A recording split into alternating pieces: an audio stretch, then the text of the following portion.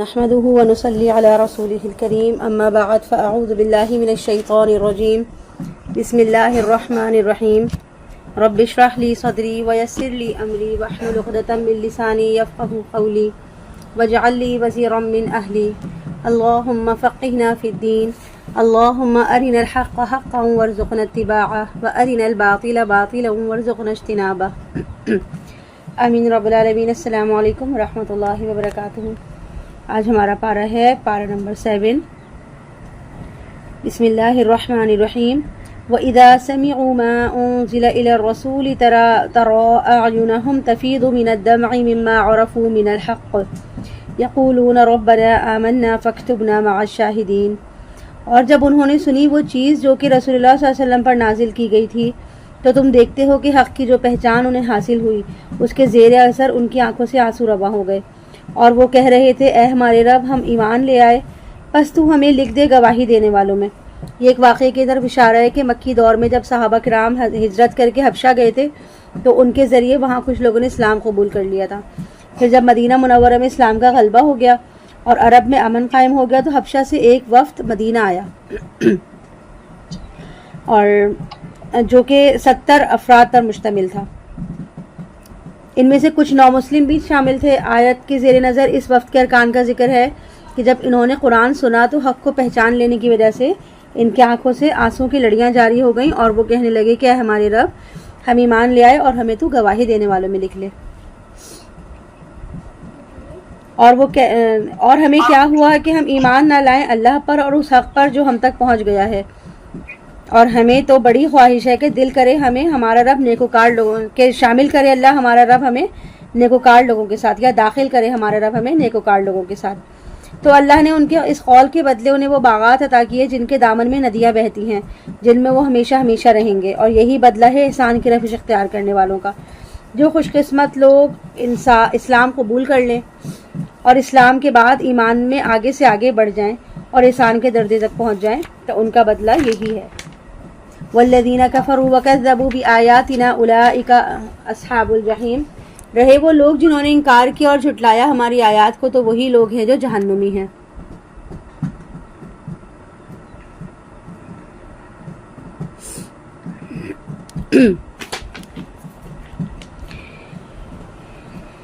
یا ایھا الذین آمنوا لا تحرموا طیبات ما احل اللہ لکم۔ اے ایمان والو نہ حرام ٹھہرا لو ان چیزوں کو جن کو اللہ نے تمہارے لیے حلال کیا ہے، اور حد سے تجاوز نہ کرو۔ یعنی کہ بعض اوقات ایسا ہوتا ہے نا کہ لوگ تقویٰ کے جوش میں آ کے اور بہت زیادہ نیکی کمانے کے جذبے میں بھی کئی حلال چیزوں کو اپنے اوپر حرام کر بیٹھتے ہیں، اس لیے کہا ہے کہ حد سے تجاوز نہ کرو۔ یقیناً اللہ حد سے تجاوز کرنے والوں کو پسند نہیں کرتا، اور کھاؤ ان حلال اور پاکیزہ چیزوں میں سے جو اللہ نے تمہیں دی ہیں، یعنی جو قانونی طور پر بھی حلال ہوں اور ظاہری طور پر بھی صاف ستھری ہوں، اور اس اللہ کا تقوی اختیار کیے رکھو جس پر تمہارا ایمان ہے۔ اللہ تعالیٰ مواخذہ نہیں کرے گا تم سے تمہاری ان قسموں کا جو لغو ہوتی ہیں، لیکن وہ ضرور مواخذہ کرے گا تم سے ان قسموں پر جن کو تم نے پختہ کیا تھا۔ یعنی کہ سورہ بقرہ میں بھی ہم نے پڑھا تھا کہ قسموں کے بارے میں، یعنی ایسی قسمیں جو بغیر کسی ارادے کے کھائی جاتی ہیں ان پر گرفت نہیں، جیسے کہ تکیہ کلام کے طور پہ اکثر لوگ واللہ باللہ وغیرہ استعمال کرتے ہیں عرب میں، اور یہ خاص عرب کی عادت ہے اور آج بھی ان کی عادت ہے کہ ایسی طرز گفتگو جو ہے اس کو سن کر کوئی بھی یہ نہیں سمجھتا کہ یہ باقاعدہ قسم کھا رہا ہے، اس لیے ایسے قسموں کے بارے میں کوئی مواخذہ نہیں، لیکن پورے اہتمام کے ساتھ جو بات طے کی جائے اور اس پر کسی نے قسم کھا لی، اب اگر ایسی قسم کو توڑ دیا جائے گا تو اس کو توڑنا جو ہے اس کے لیے کفارہ ادا کرنا ہوگا۔ اس کا کفارہ ہے کھانا کھلانا 10 مساکین کو اوسط درجے کا کھانا جیسا کہ تم اپنے گھر والوں کو کھلاتے ہو، یا ان کو کپڑے پہنانا، یا کسی غلام کو آزاد کرنا۔ پھر جو کوئی اس کی استطاعت نہ رکھتا ہو تو وہ 3 دن کے روزے رکھے، یعنی اگر کسی کے پاس ان تینوں میں سے کوئی بھی صورت موجود نہ ہو، نہ وہ غلام آزاد کر سکتا ہو، نہ وہ کسی مسکین کو 10 مساکین کو کھانا کھلا سکتا ہو، نہ ہی ان کو کپڑے پہنا سکتا ہو، تو اس صورت میں وہ کیا کرے کہ وہ 3 دن کے روزے رکھے۔ ذالک کفارۃ ایمانکم اذا حلفتم۔ یہ کفارہ ہے تمہاری قسموں کا جب تم قسم کھا کر توڑ بیٹھو، اور اپنی قسموں کی حفاظت کرو، یعنی کہ جب کسی جائز معاملے میں بلا ارادہ قسم کھا لی جائے تو اسے پورا کیا جائے، اور اگر کسی وجہ سے قسم توڑنے کی نوبت آ جائے تو اسے توڑنے کا باقاعدہ کفارہ ادا کیا جائے۔ اس طرح اللہ تمہارے لیے اپنے آیات کو واضح فرما رہا ہے تاکہ تم شکر کرو۔ اے اہل ایمان یقیناً شراب اور جوا، بت اور پانسے یہ سب گندے کام ہیں، شیطان کے عمل میں سے ہیں، تو ان سے بچ کر رہا کرو تاکہ تم فلاح پاؤ۔ شراب اور جوئے کے بارے میں پہلے بھی حکم آ چکا ہے سورہ بقرہ میں، اب یہاں پہ انصاب اور ازلام کا اضافہ کیا گیا ہے۔ انصاب سے مراد جو ہے وہ بتوں کے استھان ہے، اور ازلام جوئے کی ایک قسم تھی جس میں اہل عرب تیروں کے ذریعے پانسے ڈالتے تھے، یعنی قرآن دازی وغیرہ کرتے تھے۔ ان تمام کاموں کو یہاں پر رجس من عمل الشیطان یعنی کہ شیطان کے عمل کہا گیا ہے، گندے کام کہا گیا ہے۔ انما یرید الشیطان ان یوقع بینکم العداوۃ والبغضاء فی الخمر والمیسر، شیطان تو یہ چاہتا ہے کہ تمہارے درمیان دشمنی اور بغض پیدا کر دے شراب اور جوئے کے ذریعے سے۔ یہ بہت اہم بات ہے، یعنی شراب کے نشے میں انسان اپنا شعور کھو بیٹھتا ہے نا، تو ایسی حالت میں اس کو کچھ خبر ہی نہیں ہوتی کہ وہ منہ سے کیا کہہ رہا ہے اور اس کے کون سے افعال اس سے سرزد ہو رہے ہیں، تو لہٰذا اسے کچھ کہا ہی نہیں جا سکتا کہ ایسی حالات میں کسی بات یا کسی حرکت سے وہ کیا گل کھلا سکتا ہے، کیسے کیسے جھگڑے فسادات اس کے جنم لے سکتے ہیں۔ تو اس لیے کہا جا رہا ہے کہ اے مسلمانوں، اللہ تعالیٰ تمہیں ان چیزوں سے بچانا چاہتا ہے، جبکہ شیطان کیا چاہتا ہے کہ تمہارے درمیان عداوت اور بغض پیدا کر دے۔ اور اسی طرح جوئے سے بھی جو ہے وہ بغض اور عداوت ہی کوپلیں پھوٹتی ہیں۔ مثلا ایک آدمی جوئے میں ہار گیا اور بار بار وہ ہارتا چلے جائے، تو اس صورتحال میں کیا ہوتا ہے کہ ایک وقت ایسا آتا ہے کہ وہ غصے میں آگ بگولا ہو جاتا ہے، آپس سے باہر ہو جاتا ہے، اس لیے کہ اسے نظر آ رہا ہوتا ہے کہ میرا جو حریف ہے وہ مجھ سے جیت رہا ہے، اور وہ کسی محنت کی وجہ سے نہیں جیت رہا، کسی نے محنت اور کوشش سے کچھ کمایا ہے، تو اس سے دوسرے کو جلن محسوس نہیں ہوتی۔ لیکن جوا جو ہوتا ہے وہ تو ایک بے محنت کمائی ہوتی ہے، تو اس کو جو ہے وہ کوئی مخالف حریف برداشت کر ہی نہیں سکتا۔ اس طرح جو انسانی تعلقات ہیں ان میں بہت زیادہ پیچیدگیاں اور فسادات، لڑائیاں جنم لے لیتی ہیں، اور یہ سارے عمل جو ہیں وہ شیطان کے عمل ہیں۔ وَيَصُدَّكُمْ عَنْ ذِكْرِ اللَّهِ وَعَنِ الصَّلَاةِ، اور شیطان یہ بھی چاہتا ہے کہ تمہیں روکے اللہ کی یاد سے اور نماز سے۔ تو اب باز آتے ہو یا نہیں؟ یعنی کہ اللہ کے ذکر اور نماز سے روکنے کا معاملہ تو شراب کا بھی بالکل واضح ہے، لیکن جوئے میں یہ ہوتا ہے کہ آدمی جب ایک بار اس کو کھیلنے میں لگ جاتا ہے نا، تو پھر اس کا وہاں سے نکلنا مشکل ہو جاتا ہے۔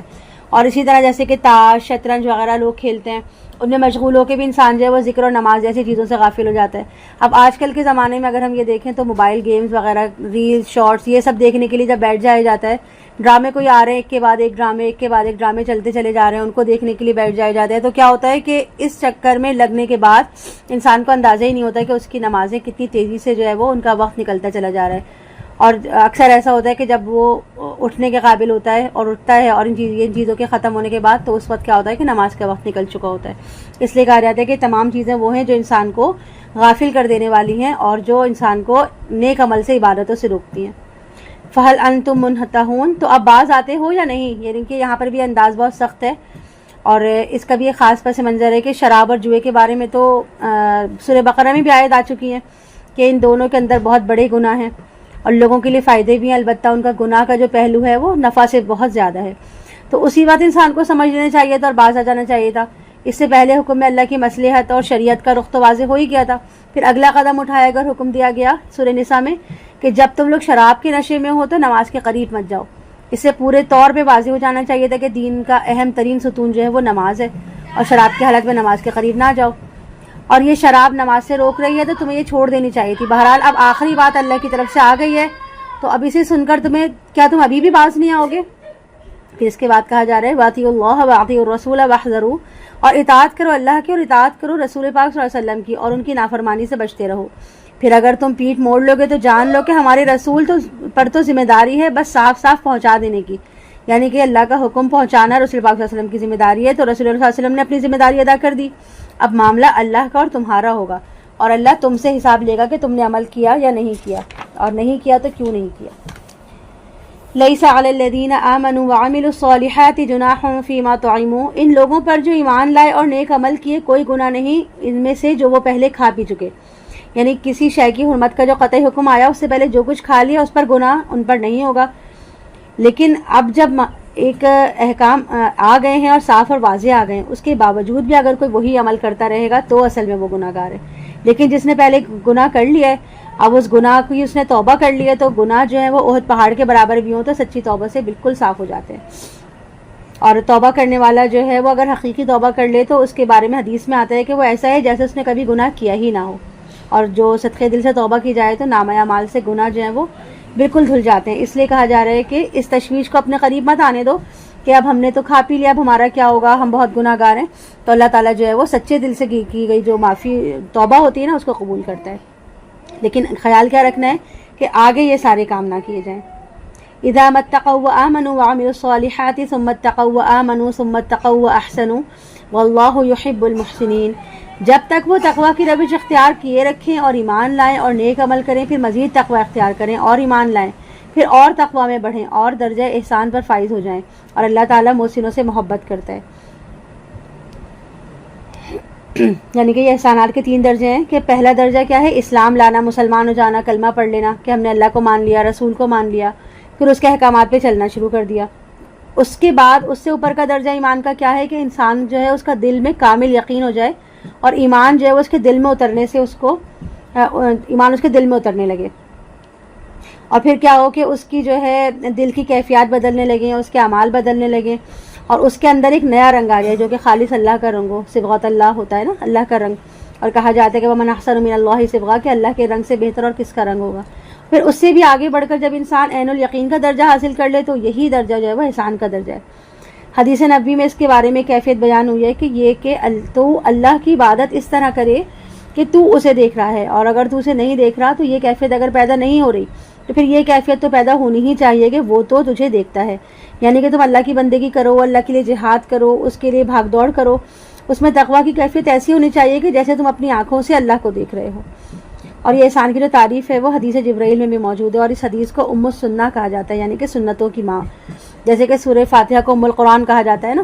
اسی طرح جیسے کہ سورہ فاتحہ جو ہے وہ قرآن کا اساس ہے، اسی طرح جبرائیل علیہ السلام کی جو یہ حدیث ہے یہ سنت کا اساس ہے کہ جو عمل تم کرو تو وہ اس طرح کرو کہ اللہ تمہیں دیکھ رہا ہے. واللہ یحب المحسنین، اور ایسے محسنین بندوں کو اللہ محبوب رکھتا ہے. یعنی جو اللہ کے جو بندے احسان کے درجے پہ پہنچ جاتے ہیں وہ اللہ کے محبوب بن جاتے ہیں. اور جو ہدایت کا راستہ ہے، اسلام، ایمان، احسان اور تقوی کا راستہ، وہ ایسا راستہ ہے کہ جس پہ چلتے ہوئے انسان کو درجہ بدرجہ ترقی ملتی ہی چلی جاتی ہے. یا ایھا الذین آمنوا لیبلونکم اللہ بشیء من الصید تنالہ ایدیکم ورماحکم لیعلم اللہ من یخافہ بالغیب فمن اعتدی بعد ذلک فلہ عذاب علیم. اب یہاں پر اللہ تعالیٰ کی اس سنت کا ذکر ہے کہ اللہ تعالیٰ اپنے بندوں کو آزماتا ہے اور ان کا سخت ترین امتحان بھی لیتا ہے. فرض کیجئے کہ حاجیوں کا ایک قافلہ کہیں جا رہا ہے،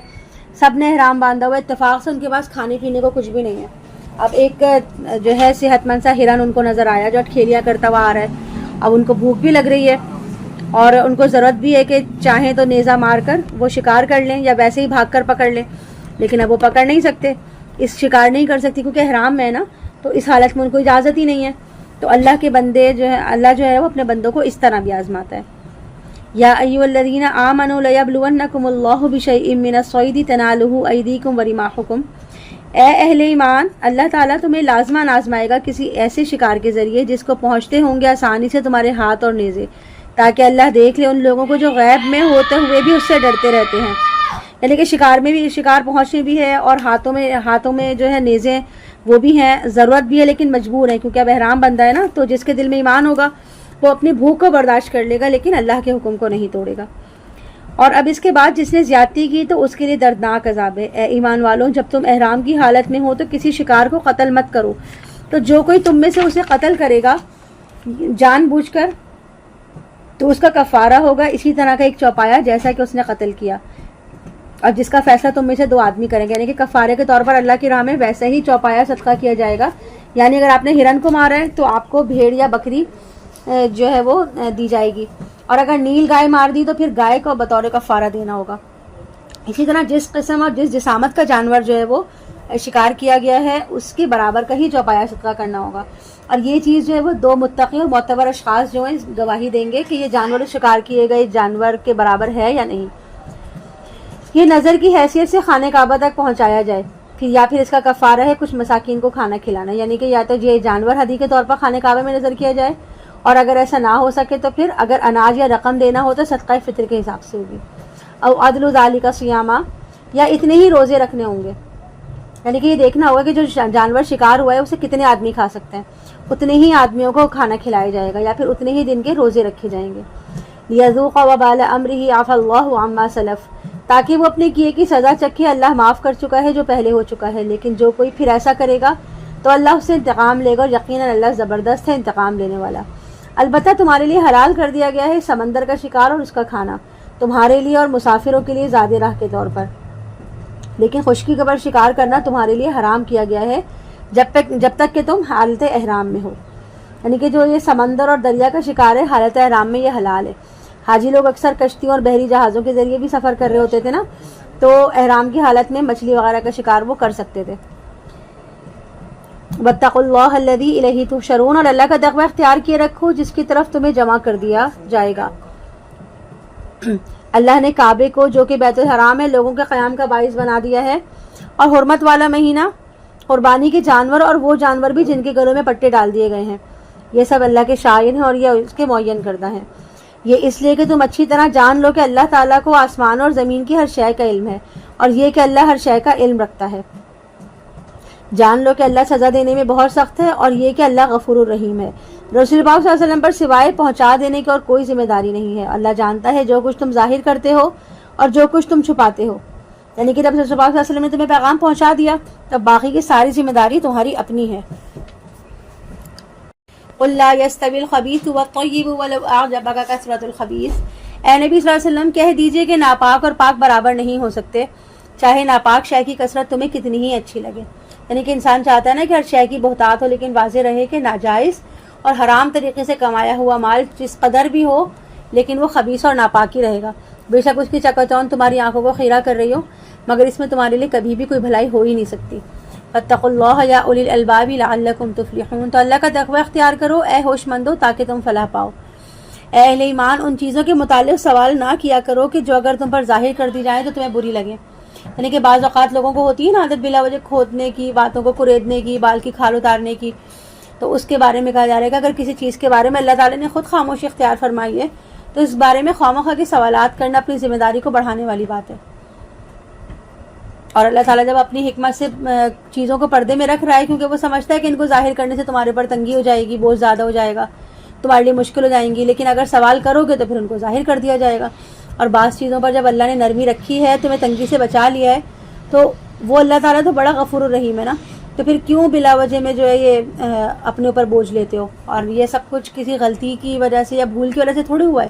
یہ تو اللہ تعالیٰ نے اپنی حکمت کی وجہ سے کیا ہے. وَإِن تَسْأَلُوا عَنْهَا حِينَ يُنَزَّلُ الْقُرْآنُ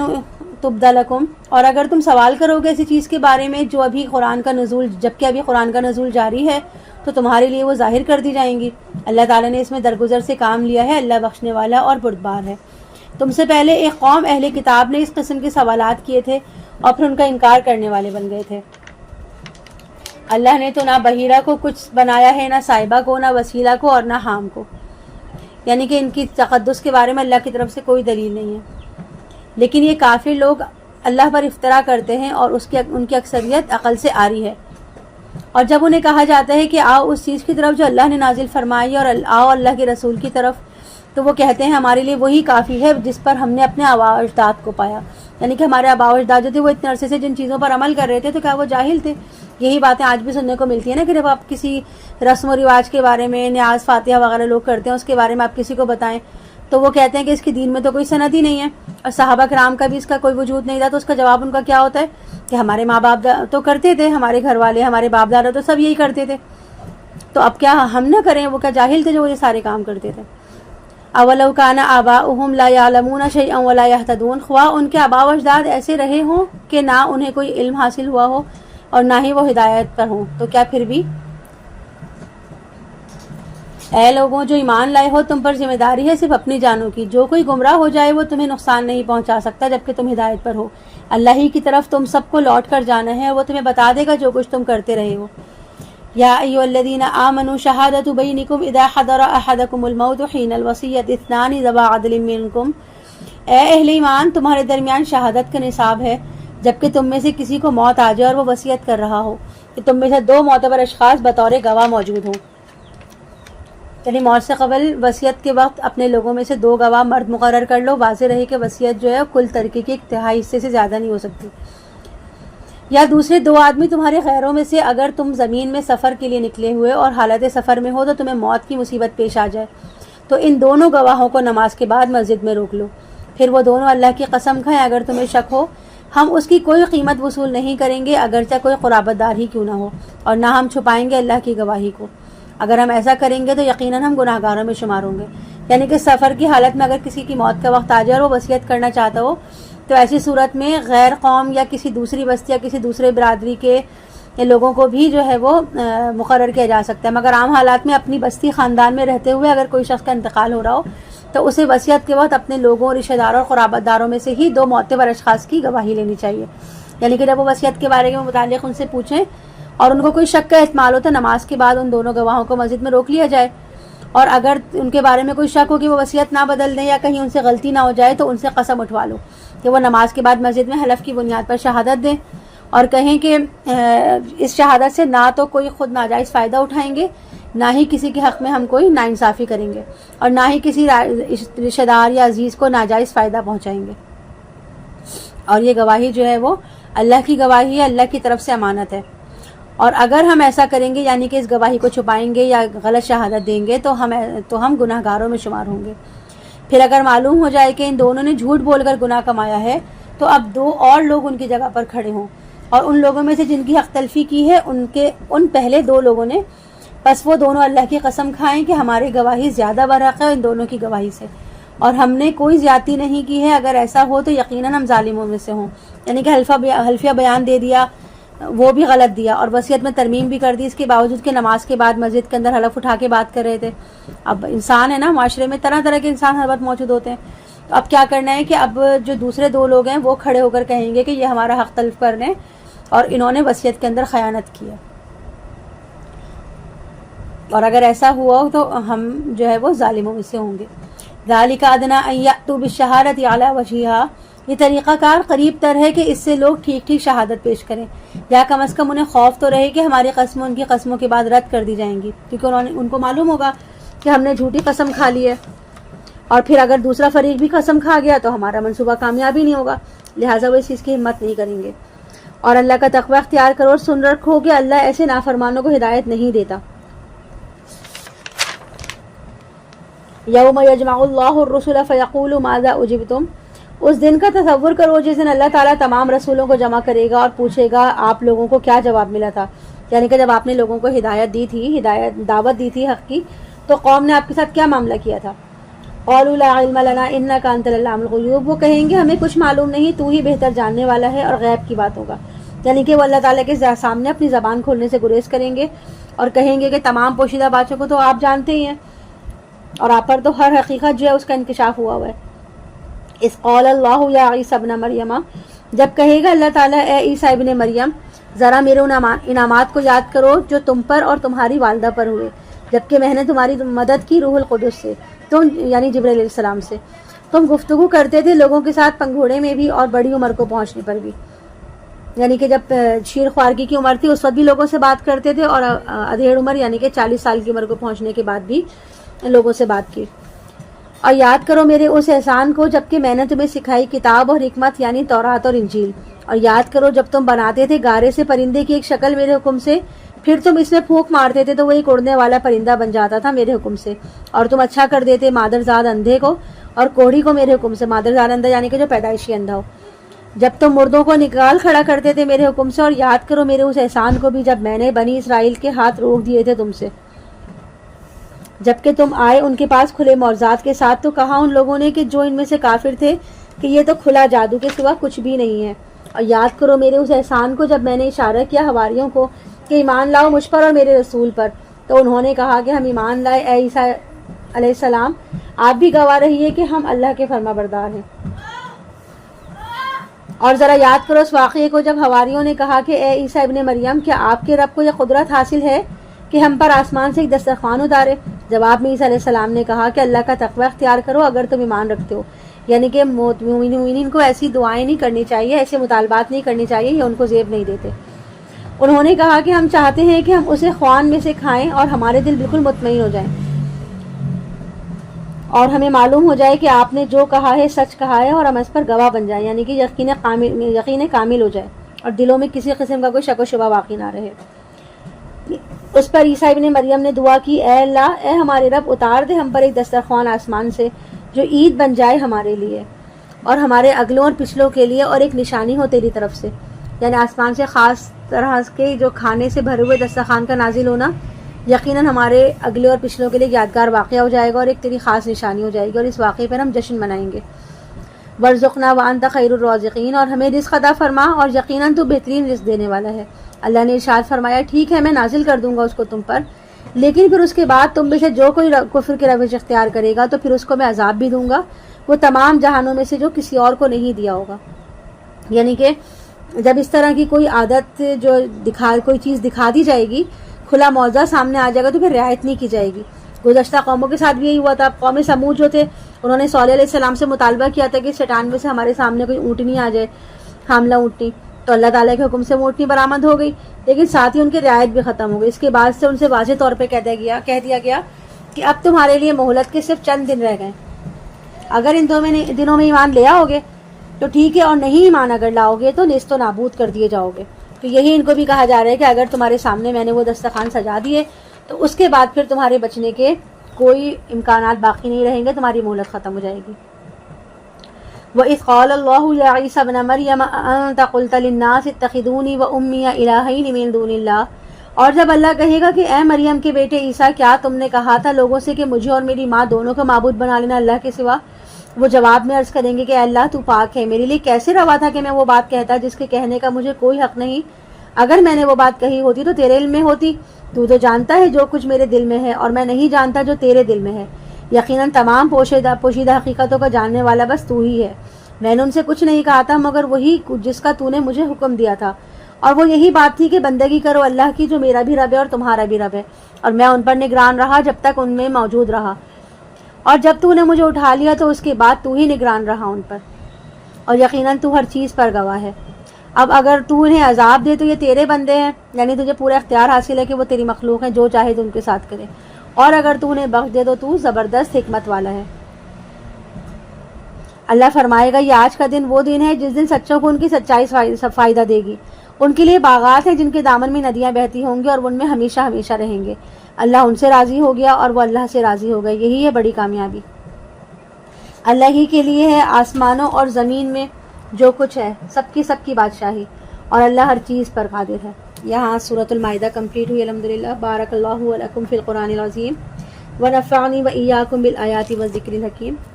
اب یہاں سے شروع ہو رہی ہے سورۃ الانعام۔ اعوذ باللہ من الشیطان الرجیم، بسم اللہ الرحمن الرحیم۔ الحمد للہ الذی خلق السماوات والارض وجعل الظلمات والنور ثم الذین کفروا بربہم یعدلون۔ کل کی کل تعریف اور تمام شکر اس اللہ کے لیے ہے جس نے آسمان اور زمین کی تخلیق فرمائی اور بنایا اندھیروں اور اجالے کو۔ پھر بھی وہ لوگ جو اپنے رب کا کفر کرتے ہیں، جن کو انہوں نے اس کے برابر کیے دیتے ہیں جھوٹے معبودوں کو، یعنی کہ ان نام نہاد معبودوں کو اللہ کے برابر کرتے ہیں جن کو انہوں نے اللہ کی ذات، صفات یا حقوق میں شریک سمجھا ہوا ہے، حالانکہ لوگ اچھی طرح جانتے ہیں کہ آسمان اور زمین کا خالق جو ہے وہ تو صرف اللہ تعالیٰ ہے، اندھیروں اور نور کو بنانے والا بھی خود اللہ تعالیٰ اکیلا ہی ہے، لیکن پھر بھی ان لوگوں کے اس حال پر تعجب ہے کہ وہ اللہ کا ہمسر ٹھہراتے ہیں، اللہ کی صفات میں ان کو ساتھ ٹھہراتے ہیں۔ هو الذی خلقکم من طین ثم قضى اجلا واجل مسمى عنده ثم انتم تمترون۔ وہی ہے جس نے تمہیں بنایا ہے گارے سے، پھر ایک وقت مقرر کر دیا اور ایک اور معین وقت اس کے پاس موجود ہے، پھر بھی تم شک کرتے ہو، یعنی کہ ہر شخص جس کو اللہ نے دنیا میں بھیجا ہے تو اس کا دنیا میں رہنے کا ایک مقرر وقت ہے نا، کہ کب تک وہ انسان دنیا میں رہے گا اور کب اس کی موت آئے گی۔ اور ایک موت انفرادی موت ہوتی ہے جو ہر انسان کی آنی ہے، اور دوسری موت جو ہے وہ قیامت ہے، اجتماعی موت۔ اس کا جو وقت مقرر ہے اس کے بارے میں صرف اور صرف اللہ کو پتہ ہے، کسی بھی انسان کو اس کے بارے میں کوئی خبر نہیں ہے۔ وَهُوَ اللَّهُ فِي السَّمَاوَاتِ وَفِي الْأَرْضِ يَعْلَمُ سِرَّكُمْ وَجَهْرَكُمْ وَيَعْلَمُ مَا تَكْسِبُونَ۔ اور وہی اللہ ہے آسمانوں میں بھی اور زمین میں بھی، وہ جانتا ہے تمہارا چھپا بھی اور تمہارا ظاہر بھی، اور وہ جانتا ہے جو کچھ تم نیکی یا بدی کماتے ہو۔ اور نہیں آتی ان کے پاس کوئی نشانی ان کے رب کی نشانیوں میں سے مگر یہ اس سے اعراض کرنے والے بنے ہوئے ہیں، تو اب انہوں نے جھٹلا دیا ہے حق کو جبکہ ان کے پاس آ چکا ہے، تو اب جلدی ان کے پاس آ جائیں گے اس چیز کی خبریں جس کا یہ اللہ کو پتہ ہے، کسی بھی انسان کو اس کے بارے میں کوئی خبر نہیں ہے۔ وَهُوَ اللَّهُ فِي السَّمَاوَاتِ وَفِي الْأَرْضِ يَعْلَمُ سِرَّكُمْ وَجَهْرَكُمْ وَيَعْلَمُ مَا تَكْسِبُونَ۔ اور وہی اللہ ہے آسمانوں میں بھی اور زمین میں بھی، وہ جانتا ہے تمہارا چھپا بھی اور تمہارا ظاہر بھی، اور وہ جانتا ہے جو کچھ تم نیکی یا بدی کماتے ہو، اور نہیں آتی ان کے پاس کوئی نشانی ان کے رب کی نشانیوں میں سے مگر یہ اس سے اعراض کرنے والے بنے ہوئے ہیں۔ تو اب انہوں نے جھٹلا دیا ہے حق کو جبکہ ان کے پاس آ چکا ہے، تو اب جلد ہی ان کے پاس آ جائیں گے اس چیز کی خبریں جس کا یہ مذاق اڑایا کرتے تھے۔ مشرکین مکہ جو تھے وہ مذاق اڑاتے تھے کہ عذاب کی دھمکیاں سنتے سنتے ہمیں 12 سال ہو گئے، اور یہ سن سن کر ہمارے کان پک گئے کہ عذاب آنے والا ہے، عذاب آنے والا ہے، لیکن اب تک تو کوئی عذاب نہیں آیا، لہٰذا یہ خالی دھونس ہے، صرف دھمکی ہے۔ اس طرح وہ لوگ اللہ کی آیات کا مذاق اڑاتے تھے۔ تو یہاں دو ٹوک انداز میں واضح کیا جا رہا ہے کہ جن چیزوں کے لوگ مذاق اڑایا کرتے تھے ان کی حقیقت عنقریب ان پر کھلنی شروع ہو جائے گی۔ الم یروا کم اہلکنا من قبلہم من قرن مکناہم فی الارض ما لم نمکن لکم، کیا انہوں نے دیکھا نہیں کہ ہم نے ان سے پہلے کتنی قوموں کو ہلاک کر دیا جنہیں ہم نے زمین میں ایسا تمکن عطا فرمایا تھا جیسا تمہیں عطا نہیں کیا، یعنی ان کی شان و شوکت اتنی تھی کہ جو تمہیں عطا نہیں کی گئی، اور ہم نے ان پر آسمان سے بارش برسائی موسلادھار، اور ہم نے نہریں بہا دی ان کے نیچے، پھر ان کو بھی ہم نے ان کے گناہوں کی پاداش میں ہلاک کر دیا، اور ہم نے ان کے بعد ایک نئی قوم کو اٹھا کھڑا کیا، اور اگر ہم نے اتار بھی دی ان پر کوئی کتاب جو کاغذوں میں لکھی ہوئی ہو پھر وہ اسے چھو لیں اپنے ہاتھوں سے، تب بھی یہ کافر یہی کہیں گے کہ یہ تو ایک کھلا جادو ہے، یعنی کہ اگر ہم ان کو معجزات دکھا دیں اور ان کی مہلت ختم ہو جائے اس کے بعد ان کی طرف فوراً عذاب آ جائے، اب ہماری رحمت کا تقاضا یہ کہ انہیں مزید مہلت دی جائے۔ اب اگر یہ تمام چیزیں ان کے سامنے آ بھی جائیں، معجزات آ بھی جائیں، وہ اپنی آنکھوں سے دیکھ بھی لیں، تو وہ کیا کہیں گے کہ ہماری آنکھوں پہ تو جادو کا اثر ہو گیا اور ہماری نظر بند کر دی گئی ہے، یعنی کہ ان کو ایمان لانا مقصود نہیں ہے، وہ ایمان پھر بھی نہیں لائیں گے۔ وَقَالُوا لَوْلَا أُنزِلَ عَلَيْهِ مَلَكٌ وَلَوْ أَنزَلْنَا مَلَكًا لَقُضِيَ الْأَمْرُ ثُمَّ لَا يُنظَرُونَ، اور وہ کہتے ہیں کیوں نہیں اترا ان پر اعلانیہ کوئی فرشتہ، اور اگر ہم نے فرشتہ اتار دیا ہوتا تو پھر فیصلہ ہی چکا دیا جاتا، پھر انہیں کوئی مہلت نہ دی جاتی، اور اگر ہم اس کو فرشتہ بناتے تب بھی آدمی ہی کی شکل میں بناتے اور انہیں ہم اس شبے میں ڈال دیتے جس شبے میں اب مبتلا ہے، یعنی کہ اگر محمد صلی اللہ علیہ وسلم جو ہے نا بجائے محمد صلی اللہ علیہ وسلم کے کسی فرشتے کو نبی بنا کے بھیجا جاتا تو اسے بھی ہم انسانی شکل میں ہی بھیجتے، کیونکہ بھیجنا تو اس کو انسانوں میں ہی تھا، ہاں اگر فرشتوں میں بھیجنا ہوتا تو ضرور کوئی فرشتہ بھیجتے۔ وَلَقَدِ اسْتُهْزِئَ بِرُسُلٍ مِّن قَبْلِكَ، اور اے نبی صلی اللہ علیہ وسلم آپ سے پہلے بھی رسولوں کا اسی طریقے سے مذاق اڑایا گیا ہے، یعنی کہ یہاں تسلی دی جا رہی ہے کہ آپ دل گرفتہ نہ ہوں، ایسا پہلی مرتبہ نہیں ہو رہا بلکہ آپ سے پہلے بھی انبیاء کے ساتھ یہ سلوک ہوتا رہا ہے، اور حضرت نوح علیہ السلام کو دیکھیں نا، انہوں نے بھی تو 950 سال تک یہ ساری تکلیفیں جھیلی ہیں، پھر گھیر لیا ان لوگوں میں سے ان کو جو مذاق اڑاتے تھے اس چیز کا جس کا وہ مذاق اڑاتے تھے، یعنی کہ حضرت محمد صلی اللہ علیہ وسلم کی خواہش ہے کہ انہیں کوئی معجزہ دکھایا جائے تاکہ ان کی زبانیں تو بند ہو جائیں، لیکن ابھی ایسا کرنا جو ہے وہ ہماری حکمت کا تقاضا نہیں ہے، ابھی ان کی مہلت کا وقت ختم نہیں ہوا، اور یہ سب معاملہ جو ہے وہ اللہ کی مرضی کے مطابق ہوگا۔ قُلْ سِیرُوا فِی الْأَرْضِ ثُمَّ انظُرُوا کَیْفَ کَانَ عَاقِبَةُ الْمُکَذِّبِینَ، اے نبی صلی اللہ علیہ وسلم ان سے کہیے کہ گھومو پھرو زمین میں پھر دیکھو کیسا انجام ہوا جھٹلانے والوں کا، یعنی کہ قوم عاد قوم سمود جو پہلے گزر چکی ہیں ان کو دیکھو ان کا حال کیا ہوا، ان کو دیکھ کے عبرت پکڑو۔ قُل لِمَن مَا فِی السَّمَاوَاتِ وَالْأَرْضِ قُل لِلَّهِ، ان سے پوچھیے کس کا ہے جو کچھ آسمانوں میں اور زمین میں ہے، کہہ دیجیے اللہ ہی کا ہے، اس نے اپنے اوپر رحمت کو لازم کر دیا ہے، وہ تمہیں لازماً جمع کر کے لے جائے گا قیامت کے دن کی طرف جس میں کوئی شک نہیں ہے۔ جو لوگ اپنے آپ کو خسارے میں ڈالنے کا فیصلہ کر چکے ہیں وہی ہیں جو ایمان نہیں لائیں گے، اور اسی کا ہے جو کچھ ساکن ہو جاتا ہے رات میں اور متحرک ہو جاتا ہے دن کے وقت، وہ سب کچھ سننے والا اور سب کچھ جاننے والا ہے۔ ان سے کہیے کہ میں اللہ کے سوا کسی کو اپنا ولی بنا لوں جو آسمان اور زمین کا پیدا کرنے والا ہے اور وہ کھانا کھلاتا ہے اسے کھلایا نہیں جاتا، یعنی کہ تم تو اپنے بتوں کو نظریں حلوے مانڈے پیش کرتے ہو نا، لیکن اللہ کو ایسی چیزوں کی کوئی ضرورت نہیں ہے، وہ تو خود پوری مخلوق کو کھلانے والا ہے، وہ سب کا رازق ہے۔ اے نبی صلی اللہ علیہ وسلم ڈنکے کی چوٹ پر کہہ دیجئے مجھے تو حکم ہوا ہے سب سے پہلا فرمانبردار میں خود بنوں اور تم ہرگز نہ ہونا مشرکین میں سے۔ کہہ دیجئے کہ اگر میں اپنے پروردگار کی نافرمانی کروں تو مجھے خوف ہے ایک بڑے ہولناک دن کے عذاب کا، یعنی کہ میں بھی اللہ کی عبادت سے مستثنا نہیں ہوں، میں بھی اللہ کا بندہ ہوں، جیسے میں آپ لوگوں سے کہہ رہا ہوں نا کہ اللہ کی بندگی کرو، ویسے ہی مجھے بھی حکم ہے کہ میں اللہ کی بندگی کروں، جیسے میں تم سے کہہ رہا ہوں کہ اللہ کی فرمانبرداری کرو ویسے ہی مجھے بھی اللہ کی فرمانبرداری کرنے کا حکم ہے، اور جیسے کہ میں تمہیں بتا رہا ہوں کہ اللہ کی نافرمانی کرو گے تو پکڑے جاؤ گے، تو اگر بالفرض میں نافرمانی کروں گا تو مجھے بھی اللہ کا عذاب جو ہے اس کا اندیشہ ہے۔ من یصرف عنہ یومئذ فقد رحمہ وذلک الفوز المبین، جو شخص اس دن اس عذاب سے دور رکھا گیا تو اس پر اللہ کی بڑی رحمت ہو گئی، اور یہی واضح کامیابی ہے. یعنی کہ دنیا کی بڑی سے بڑی کامیابی جو ہے نا، اس کامیابی کے سامنے کچھ بھی نہیں ہے. اور اس کامیابی کے سامنے دنیا کی ساری دولت، وجاہت، عزت، شہرت، اقتدار، ہر چیز عارضی اور فانی ہے. اور اصل کامیابی کیا ہے؟ آخرت کی کامیابی، یعنی کہ انسان جہنم سے بچا لیا جائے اور جنت میں بھیج دیا جائے. وَإِن يَمْسَسْكَ اللَّهُ بِضُرٍّ فَلَا كَاشِفَ لَهُ إِلَّا هُوَ، اور اگر تمہیں اللہ کی طرف سے پہنچا دی جائے کوئی تکلیف تو کوئی نہیں ہے اس کا دور کرنے والا سوائے اللہ کے. اور اگر اس کی طرف سے کوئی خیر تمہیں پہنچا دی جائے تو یقیناً وہ ہر چیز پر قادر ہے، اور وہ اپنے بندوں پر پوری طرح سے غالب ہے، اور وہ کمال حکمت والا اور ہر شے کی خبر رکھنے والا ہے. اے نبی صلی اللہ علیہ وسلم ان سے کہیے کون سی چیز ہے، اے نبی صلی اللہ علیہ وسلم ان سے کہیے کون سی چیز ہے جو گواہی میں سب سے بڑی ہے. پھر خود ہی کہیے کہ اللہ کی گواہی سب سے بڑی ہے اور میں تمہارے درمیان گواہ ہوں. میرے جانب یہ قرآن وحی کیا گیا ہے تاکہ میں تمہیں بھی خبردار کروں اس کے ذریعے سے، اور اس کو بھی جس تک یہ پہنچ جائے.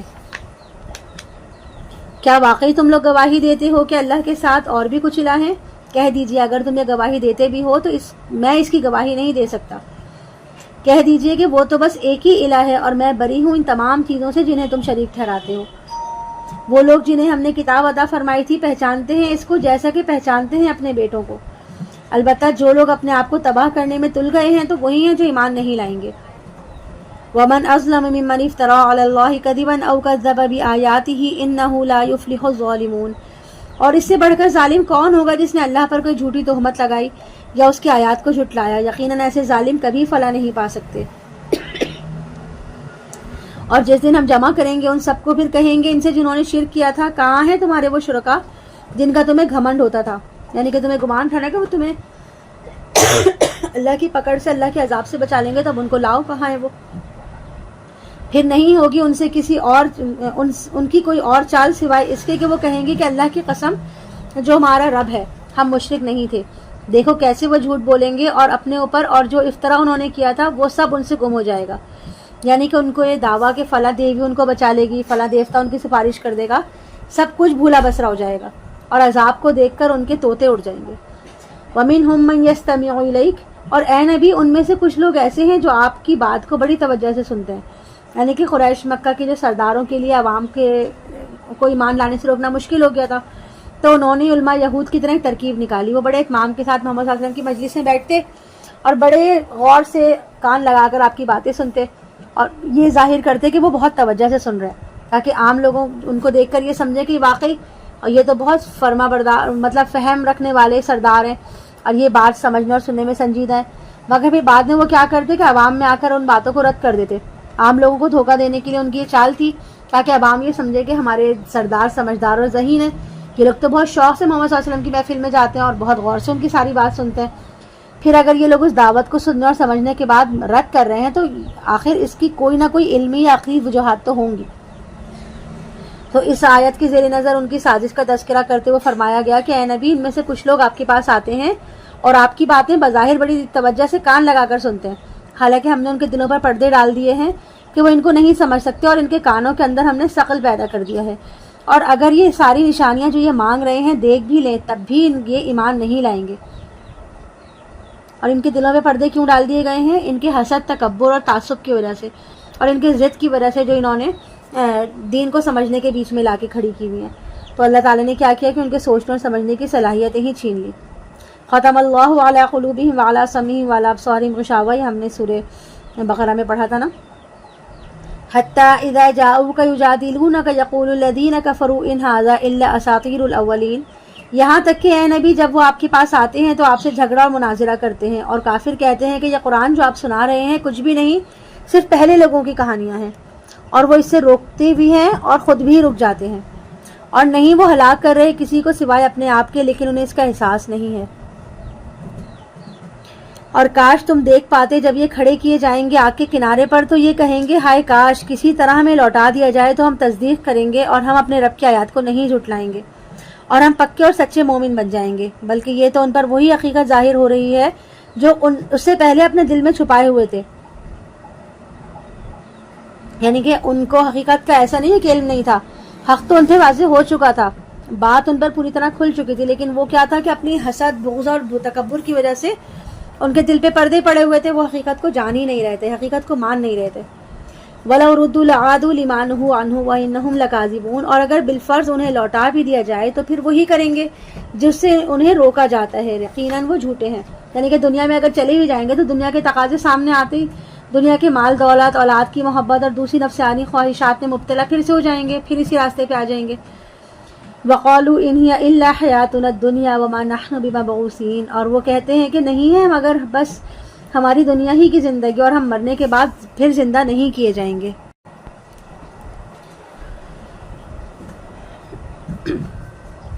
وہ کہتے ہیں کہ نہیں ہے مگر بس ہماری دنیا ہی کی زندگی اور ہم مرنے کے بعد پھر زندہ نہیں کیے جائیں گے. اور کاش تم دیکھ سکتی جب یہ کھڑے کیے جائیں گے اپنے رب کے سامنے، اس وقت وہ پوچھے گا کہ کیا یہ حق نہیں ہے؟ وہ کہیں گے کیوں نہیں، ہمارے رب کی قسم کہ یہ حق ہے. تو وہ کہے گا کہ اب مزہ چکھو عذاب کا اپنے کفر کی پاداش میں. قد خسر الذین کذبوا بلقاء اللہ، بڑے گھاٹے میں پڑ گئے وہ لوگ جو اللہ سے ملاقات کے انکاری ہیں. یہاں تک کہ جب آ جائے گا ان پر وہ وقت اچانک تو وہ کہیں گے ہائے افسوس ہماری اس کوتاہی پر جو اس قیامت کے بارے میں ہم سے ہوئی. اور وہ اٹھائے ہوئے ہوں گے اپنے بوجھ اپنی پیٹھوں پر. آگاہ ہو جاؤ بہت برا بوجھ ہوگا جو وہ اٹھائے ہوئے ہوں گے. یعنی جب قیامت ان کے سامنے آئے گی تو ان کی حسرت کی کوئی انتہا نہیں رہے گی. وہ اپنی پیٹھوں پر کفر، شرک اور گناہوں کے بوجھ اٹھائے ہوئے میدان حشر میں پیش ہوں گے. وَمَا الْحَيَاةُ الدُّنْيَا إِلَّا لَعِبٌ وَلَهْوٌ، اور نہیں ہے دنیا کی زندگی مگر کھیل اور کچھ جی کا بہلا لینا. اور یقیناً آخرت کا گھر بہتر ہے ان لوگوں کے لیے جو تقوی اختیار کرتے ہیں. تو کیا تم عقل سے کام نہیں لیتے؟ اے نبی ہمیں خوب معلوم ہے جو کچھ یہ کہہ رہے ہیں، اس سے آپ غمگین ہوتے ہیں. یعنی کہ ہم جانتے ہیں کہ جو مطالبات یہ لوگ کر رہے ہیں، آپ سے جو معجزے کا تقاضا کر رہے ہیں، اس سے آپ رنجیدہ ہوتے ہیں. اور آپ کی ذات جو ہے وہ گویا چکی کے دو پارٹوں کے درمیان آ گئی. ایک طرف تو اللہ کی مرضی، اللہ کی مشیت ہے، اور دوسری طرف لوگوں کے تقاضے ہیں. تو اب اس کا پہلا جواب تو یہ ہے کہ فَإِنَّهُمْ لَا يُكَذِّبُونَكَ وَلَكِنَّ الظَّالِمِينَ بِآيَاتِ اللَّهِ يَجْحَدُونَ. تو اے نبی صلی اللہ علیہ وسلم آپ صبر کیجئے، یقیناً وہ آپ کو نہیں جھٹلا رہے بلکہ یہ ظالم لوگ اللہ کی نشانیوں کا انکار کر رہے ہیں. یعنی کہ غصہ تو ہمیں آنا چاہیے، ناراض تو ہمیں ہونا چاہیے کہ یہ کلام اللہ کو جھٹلا رہے ہیں، اور آپ تو صرف کلام کو پہنچا دینے کے ذمہ دار ہیں نا. تو آپ بس پہنچا دیجئے، اب وہ مانے یا نہ مانے یہ ان کی اپنی ذمہ داری ہے، اور اس کی سزا ان کو خود بھگتنی ہوگی. اور آپ سے پہلے بھی رسولوں کو جھٹلایا گیا تو انہوں نے صبر کیا اس پر جو انہیں جھٹلایا گیا اور جو انہیں ایذائیں پہنچائی گئیں، یہاں تک کہ انہیں ہماری مدد پہنچ گئی. اور اے نبی اللہ کے ان کلمات کو بدلنے والا کوئی نہیں، اور آپ کے پاس رسولوں کی خبریں آ چکی ہیں. اور اگر ان کا اعراض آپ پر شاخ گزر رہا ہے تو آپ میں طاقت ہے کہ زمین میں کوئی سرنگ لگا لیں یا آسمان میں کوئی سیڑھی لگا لیں تو لے آئیں کوئی نشانی. یعنی کہ ہمارا فیصلہ تو اٹل ہے، ہم تو کوئی معجزہ دکھائیں گے ہی نہیں، آپ اگر لا سکتے ہیں تو لے آئیں. وَلَوْ شَاءَ اللَّهُ لَجَمَعَهُمْ عَلَى الْهُدَىٰ،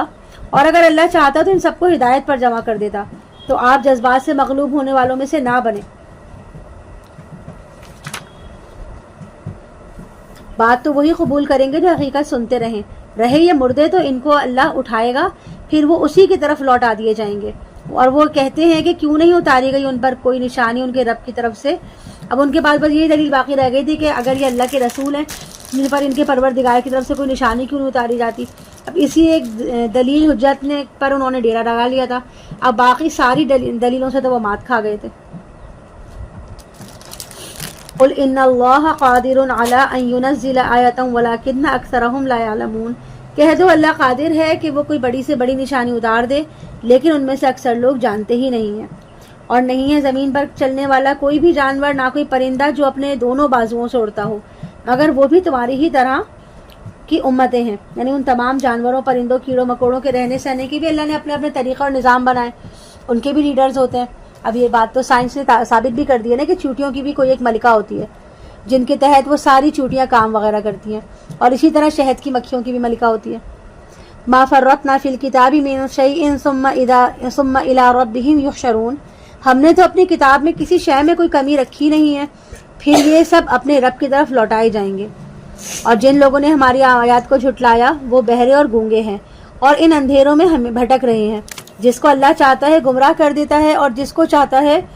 سیدھے راستے پر لے آتا ہے. ان سے کہیے ذرا غور کرو، اگر تم پر کسی وقت اللہ کا عذاب آ جائے یا تم پر قیامت آ جائے تو اس وقت کیا تم سوائے اللہ کے کسی اور کو پکارو گے؟ اگر تم سچے ہو تو ذرا جواب دو، بلکہ مصیبت کی گھڑی میں تم اسی کو پکارتے ہو، پھر اگر وہ چاہتا ہے تو جس تکلیف کے لیے تم اسے پکارتے ہو وہ دور کر دیتا ہے، اور ایسے موقع پر تم بھول جاتے ہو ان کو جن کو تم شریک ٹھہراتے ہو۔ اور ہم نے بھیجا بہت سی امتوں کی طرف آپ سے پہلے رسولوں کو، پھر ہم نے پکڑا انہیں سختیوں اور تکلیفوں سے شاید کہ وہ عاجزی کرے، تو کیوں نہ ایسا ہوا کہ جب ہماری طرف سے کوئی سختی ان پر آئی تو وہ گڑ گڑاتے، لیکن ان کے دل تو سخت ہو چکے تھے، اور شیطان نے مزین کیے رکھا ان کے لیے ان کے اعمال کو جو وہ کر رہے تھے۔ یعنی اللہ کی طرف سے بار بار تنبیہات کے باوجود سوچنے سمجھنے اور رویے پر نظر ثانی کرنے کے لیے وہ راضی ہی نہیں ہو رہے تھے کسی طرح۔ پھر جب انہوں نے بھلا دیا اس نصیحت کو جو ان کو کی گئی تھی، تو ہم نے ان پر دروازے کھول دیے ہر چیز کے کہ اب کھاؤ پیو عیش کرو، دنیا میں تمہیں ہر قسم کی نعمتیں ملیں گی، تاکہ اس دنیا میں جو کچھ تمہارا نصیب ہے اس سے خوب فائدہ اٹھا لو۔ لیکن پھر اس کے بعد کیا ہوا کہ آخرت کا ان کے لیے کوئی ٹھکانہ نہیں رہا۔ حتیٰ اذا فرحوا بما اوتوا اخذناهم بغتة فاذا هم مبلسون، یہاں تک کہ جب وہ اترانے لگے ان چیزوں پر جو انہیں مل گئی تھی، تو اچانک ہم نے انہیں پکڑ لیا، پھر وہ بالکل مایوس ہو کر رہ گئے۔ پھر جڑ کاٹ دی گئی اس قوم کی جس نے ظلم اور کفر و شرک کی روش اختیار کی، اور کل شکر اور تعریف اللہ ہی کے لیے ہے جو تمام جہانوں کا پروردگار ہے۔ اے نبی صلی اللہ علیہ وسلم، ان سے پوچھئے کیا تم نے کبھی غور کیا کہ اگر اللہ تمہاری آنکھیں اور تمہارے کان چھین لے اور تمہارے دلوں پر مہر لگا دے تو اللہ کے سوا کون سا معبود ہے دوبارہ تمہیں یہ صلاحیتیں عطا کر دے گا؟ دیکھیے ہم کس طرح ان کے لیے اپنی آیات مختلف پہلوؤں سے پیش کرتے ہیں، پھر بھی وہ کنارہ کشی کرتے ہیں۔ ان سے کہیے دیکھو اگر تم پر عذاب آ جائے اچانک یا علی الاعلان تو کون ہلاک ہوگا سوائے ظالموں کے؟ یعنی کہ یہ عذاب جو ہے اچانک آئے یا اسٹیپ بائی اسٹیپ، پیشگی اطلاع کے بغیر وارد ہو جائے یا ڈنگے کی چوٹ پر اعلان کے ساتھ آئے، ہلاک تو ہر صورت میں وہی لوگ ہوں گے جو رسول کی دعوت کو ٹھکرا کر اپنی جانوں پر ظلم کیے بیٹھے۔ وما نرسل المرسلین الا مبشرین ومنذرین، ہم نہیں بھیجتے رہے ہیں اپنے رسولوں کو مگر خوشخبری دینے والے اور خبردار کرنے والے بنا کر، تو وہ لوگ جو ایمان لائے اور انہوں نے اپنی اصلاح کر لی تو ان پر نہ کوئی خوف ہوگا نہ وہ غمگین ہوں گے، اور وہ لوگ جنہوں نے ہماری آیات کو جھٹلایا ان پر عذاب مسلط ہو کر رہے گا ان کی نافرمانی کی وجہ سے۔ اے نبی صلی اللہ علیہ وسلم ان سے کہہ دیجئے کہ میں تم سے یہ نہیں کہتا کہ میرے اختیار میں ہیں اللہ کے خزانے، اور نہ میں نے دعویٰ کیا ہے کہ مجھے غیب کا علم ہے، اور نہ میں نے کبھی یہ کہا کہ میں فرشتہ ہوں، یعنی کہ میں تو اللہ کا بندہ ہوں، بشر ہوں، مجھ پر وحی آتی ہے اور مجھے مامور کیا گیا کہ میں تمہیں خبردار کروں، اور وہ کام میں کر رہا ہوں۔ ان اتبع الا ما یوحی الی قل هل یستوی الاعمی والبصیر افلا تتفکرون، میں تو بس اتباع کر رہا ہوں اس شے کا جو میری طرف وحی کی جاتی ہے، کہیے تو کیا آپ برابر ہو جائیں گے اندھے اور دیکھنے والے؟ کیا تم غور و فکر سے کام نہیں لیتے؟ وَأَنذِرْ بِهِ الَّذِينَ يَخَافُونَ أَن يُحْشَرُوا إِلَىٰ رَبِّهِمْ، اور خبردار کر دیجیے اس قرآن کے ذریعے سے ان لوگوں کو جنہیں واقعتاً کچھ خوف ہے، اور وہ اپنی رب کی طرف اکٹھے کیے جائیں گے، اس حال میں کہ ان کے لیے نہیں ہوگا اللہ کے سوا کوئی حمایتی نہ کوئی سفارش کرنے والا، شاید کہ اس طرح سمجھانے سے ان میں کچھ تقویٰ پیدا ہو جائے۔ اور مت دھتکاریے آپ ان لوگوں کو جو پکارتے ہیں اپنے رب کو صبح شام اللہ کی رضا کے طالب ہیں۔ آپ کے ذمے ان کے حساب میں سے کچھ نہیں ہے، اور نہ آپ کے حساب میں ان کے ذمے کچھ ہے، یعنی ہر شخص اپنے اعمال کے لیے خود جواب دہ ہے، ہر کوئی شخص اپنی کمائی خود کر رہا ہے، اور اس کی ذمہ داری میں آپ کا کوئی حصہ نہیں ہے۔ آپ کے ذمے آپ کا فرض ہے جو آپ ادا کر رہے ہیں اور کرتے رہیں۔ جو لوگ آپ کی دعوت پر ایمان لا رہے ہیں وہ بھی اللہ کی نظر میں ہیں، اور جو اللہ کی آیات پر ایمان نہیں لا رہے، آپ کی دعوت پر ایمان نہیں لا رہے، تو ان کا حساب بھی وہ خود لے لے گا، ہر ایک کو اس کے عمل کے مطابق بدلہ دیا جائے گا، نہ آپ ان کی طرف سے جواب دہ ہوں گے اور نہ ہی وہ آپ کی طرف سے۔ فَتَطْرُدَهُمْ فَتَكُونَ مِنَ الظَّالِمِينَ، تو اگر بالفرض آپ انہیں اپنے سے دور کریں گے تو آپ ظالموں میں سے ہو جائیں گے، اور اسی طرح ہم نے ان میں سے بعض کو بعض کے ذریعے آزمایا ہے تاکہ وہ کہیں کہ کیا یہی لوگ ہیں جن پر اللہ نے خاص انعام کیا ہے ہم میں سے، تو کیا اللہ زیادہ واقف نہیں ہے مجھے جو واقعتاً اللہ کا شکر ادا کرنے والے ہیں۔ یعنی کہ اللہ کی آزمائش کا طریقہ ہے کہ مثلاً ایک شخص مفلس نادار ہے، اگر وہ کسی دولت صاحب منصب حیثیت والے شخص کو حق کی دعوت دیتا ہے تو وہ اس پہ حقارت بھری نظر ڈال کے مسکراتا ہے کہ اس کو دیکھو اس کے اوقات کیا ہے اور یہ مجھے سمجھانے چلے، حالانکہ اصولی طور پر تو ایسے شخص کو غور کرنا چاہیے کہ جو بات اس سے کہی جا رہی ہے وہ صحیح ہے یا غلط۔ یعنی کہ بات یہ نہیں ہے کہ کون بتا رہا ہے، بات اصل کیا ہے کہ کیا بتایا جا رہا ہے۔ صاحب حیثیت لوگ تو دعویٰ کرتے ہیں کہ اللہ کا انعام اور احسان ہے ہم پر، ہم دولت مند ہیں، لیکن جو گرے پڑے طبقات کے مالک ہیں ان کے بارے میں وہ یہ سوچتے ہیں کہ ان کو اتنی فضیلت کیسے مل گئی۔ اب مکہ کے لوگوں کا بھی تو یہی طریقہ تھا نا، وہ بھی باتیں کرتے تھے کہ اللہ نے اپنی کتاب نازل کرنی تھی، نبوت دینی تھی، تو مکہ اور طائف کے جو بڑے بڑے شہر ہیں ان میں بڑے بڑے سردار ہیں، سرمایہ دار ہیں، بڑی بڑی شخصیات ہیں، ان کو نبوت دیتے تو کوئی بات بھی تھی۔ یہ کیا ہوا کہ مکے کا ایک یتیم شخص جس کا بچپن بھی مفلسی میں گزر گیا، جوانی بھی مشقت میں کٹی، اس کے پاس نہ کوئی دولت ہے نہ کوئی منصب ہے، وہ نبوت کا دعویٰ دار بن گیا، یہ کیسے ہو سکتا ہے؟ وَإِذَا جَاءَكَ الَّذِينَ يُؤْمِنُونَ بِآيَاتِنَا فَقُلْ سَلَامٌ عَلَيْكُمْ كَتَبَ رَبُّكُمْ عَلَى نَفْسِهِ الرَّحْمَةَ، جب آپ صلی اللہ علیہ وسلم کے پاس آئیں وہ لوگ جو ہماری آیات پر ایمان رکھتے ہیں تو آپ ان سے کہیں کہ تم پر سلامتی ہو، تمہارے رب نے اپنے اوپر رحمت کو لازم کر لیا ہے، اور تمہارے لیے اللہ کی رحمت کا مظہر یہ ہے کہ تم میں سے جو کوئی کسی برے کام کا ارتکاب کرے گا جہالت کی بنا پر، پھر وہ اس کی توبہ کر لے گا اور اصلاح کر لے گا تو یقیناً اللہ بخشنے والا اور مہربان ہے۔ اور اسی طرح ہم اپنی آیات کی تفصیل بیان کرتے ہیں تاکہ ان پر لوگ غور و فکر کریں اور مجرموں کا راستہ واضح ہو جائے۔ اے نبی کہہ دیجئے کہ مجھے تو منع کر دیا گیا ہے ان کو پوجنے سے جن کو تم اللہ کے سوا پکارتے ہو، یعنی کہ لات، منات، عزا وغیرہ جو ہیں جن کو اللہ کے علاوہ تم معبود مانتے ہو، میں ان کو نہیں پکار سکتا کیونکہ مجھے اللہ نے منع کیا ہے۔ اور حکم کیا دیا ہے مجھے اللہ نے کہ میں اللہ کے ساتھ کسی کو شریک نہ ٹھہراؤں۔ کہہ دیجئے کہ میں تمہاری خواہشات کی پیروی نہیں کر سکتا، اگر میں ایسا کروں گا تو میں گمراہ ہو جاؤں گا، پھر نہ رہوں گا میں ہدایت پانے والوں میں۔ کہہ دیجئے کہ میں تو اپنے رب کی طرف سے ایک بڑی بینہ پر ہوں اور تم نے اسے جھٹلا دیا ہے، میرے پاس وہ شے موجود نہیں ہے جس کی تم جلدی مچا رہے ہو، یعنی جس عذاب کے لیے تم جلدی کر رہے ہو کہ بس یہ مجھے مل جائے، یہ مجھے مل جائے، تو تم جو ہے میرے پاس اس کی کوئی گارنٹی، میں تمہیں نہ کوئی چیز بھی نہیں دے سکتا۔ ان الحکم الا للہ یقص وہو خیر الفاصلین، فیصلے کا اختیار کسی کو نہیں سوائے اللہ کے، وہ حق کو کھول کر بیان کر دیتا ہے اور وہ سب سے اچھا فیصلہ کرنے والا ہے۔ کہہ دیجئے اگر میرے پاس وہ ہوتا جس کی تم جلدی مچا رہے ہو تو میرے اور تمہارے درمیان کبھی کا فیصلہ ہو چکا ہوتا، اور اللہ خوب واقف ہے ظالموں سے۔ اور اسی کے پاس غیب کے سارے خزانے ہیں، کوئی نہیں جانتا ان خزانوں کو سوائے اللہ کے، اور وہ جانتا ہے جو کچھ خشکی میں ہے اور جو کچھ سمندر میں ہے، اور نہیں گرتا کوئی ایک پتا بھی کسی درخت سے مگر وہ اس کے علم میں ہوتا ہے، اور نہیں گرتا کوئی دانہ زمین کی تاریکیوں میں، اور نہ کسی کوئی تر و تازہ اور نہ کوئی سوکھی چیز، مگر یہ سب ایک کتاب مبین میں سب کی سب موجود ہیں۔ یہ کتاب مبین جو ہے اللہ کا علم ہے۔ وَهُوَ الَّذِي يَتَوَفَّاكُم بِاللَّيْلِ، اور وہی ہے جو تمہیں وفات دیتا ہے رات کے وقت، اور وہ جانتا ہے جو کچھ تم کرتے ہو دن کے وقت، پھر اس میں اگلی صبح تمہیں اٹھاتا ہے تاکہ تمہاری معین مدت پوری ہو جائے، یعنی کہ روزانہ ہم رات کو ایک طرح سے موت کے آغوش میں چلے جاتے ہیں نا، نیند بھی آدھی موت ہے، اور صبح اٹھتے وقت جو ہے وہ ہم مسنون دعا پڑھتے ہیں الحمدللہ الذی احیانا بعد ما اماتنا والیہ النشور، کہ کل شکر اور تعریف اللہ کے لیے جس نے ہمیں دوبارہ زندہ کیا اس کے بعد کہ موت مجھ پر وارد ہو گئی تھی اور اسی کی طرف ہمیں جی اٹھنا ہے۔ تو اس طرح جب انسان یہ دعا روزانہ صبح اٹھ کر پڑھے گا تو قیامت کے دن جب وہ قبر سے اٹھے گا تو دنیا میں جو اس کی عادت تھی نا کہ اسی طرح زبان پر اس کے خود بخود یہی ترانہ جاری ہو جائے گا، جو کہ لفظی اعتبار سے اس وقت بھی 100% درست ہوگا، کیونکہ وہ اٹھنا جو ہے وہ حقیقی موت کے بعد اٹھنا ہوگا نا۔ اس لیے ضروری ہے کہ ہم دنیا میں یہ کام کریں، یعنی کہ جب بھی ہم سو کر اٹھیں تو سو کر اٹھنے کی دعا ضرور پڑھیں تاکہ ہماری عادت بنی رہے۔ ثم الیہ مرجعکم ثم ینبئکم بما کنتم تعملون، پھر اسی کی طرف تم سب کو لوٹنا ہے، پھر تمہیں وہ بتا دے گا جو کچھ تم کر رہے ہو، اور وہ اپنے بندوں پر پوری طرح غالب ہے، وہ تم پر نگہبان بنا کر بھیجتا ہے۔ اللہ تعالیٰ جو ہے اس کی مشیت سے انسان کو اپنے اجل معین تک بہرحال زندہ رہنا ہے، جب تک اللہ تعالیٰ نے اس کی زندگی رکھی ہے۔ اور اللہ تعالیٰ نے کیا کیا ہے کہ اللہ تعالیٰ نے ہر انسان کے ساتھ فرشتے جو ہیں باڈی گارڈ کی صورت میں رکھ دیے ہیں، تاکہ انسان جو ہے وہ اس کو کہیں بھی کوئی حادثہ بھی کبھی ایسا ہوتا ہے نا پیش آ جاتا ہے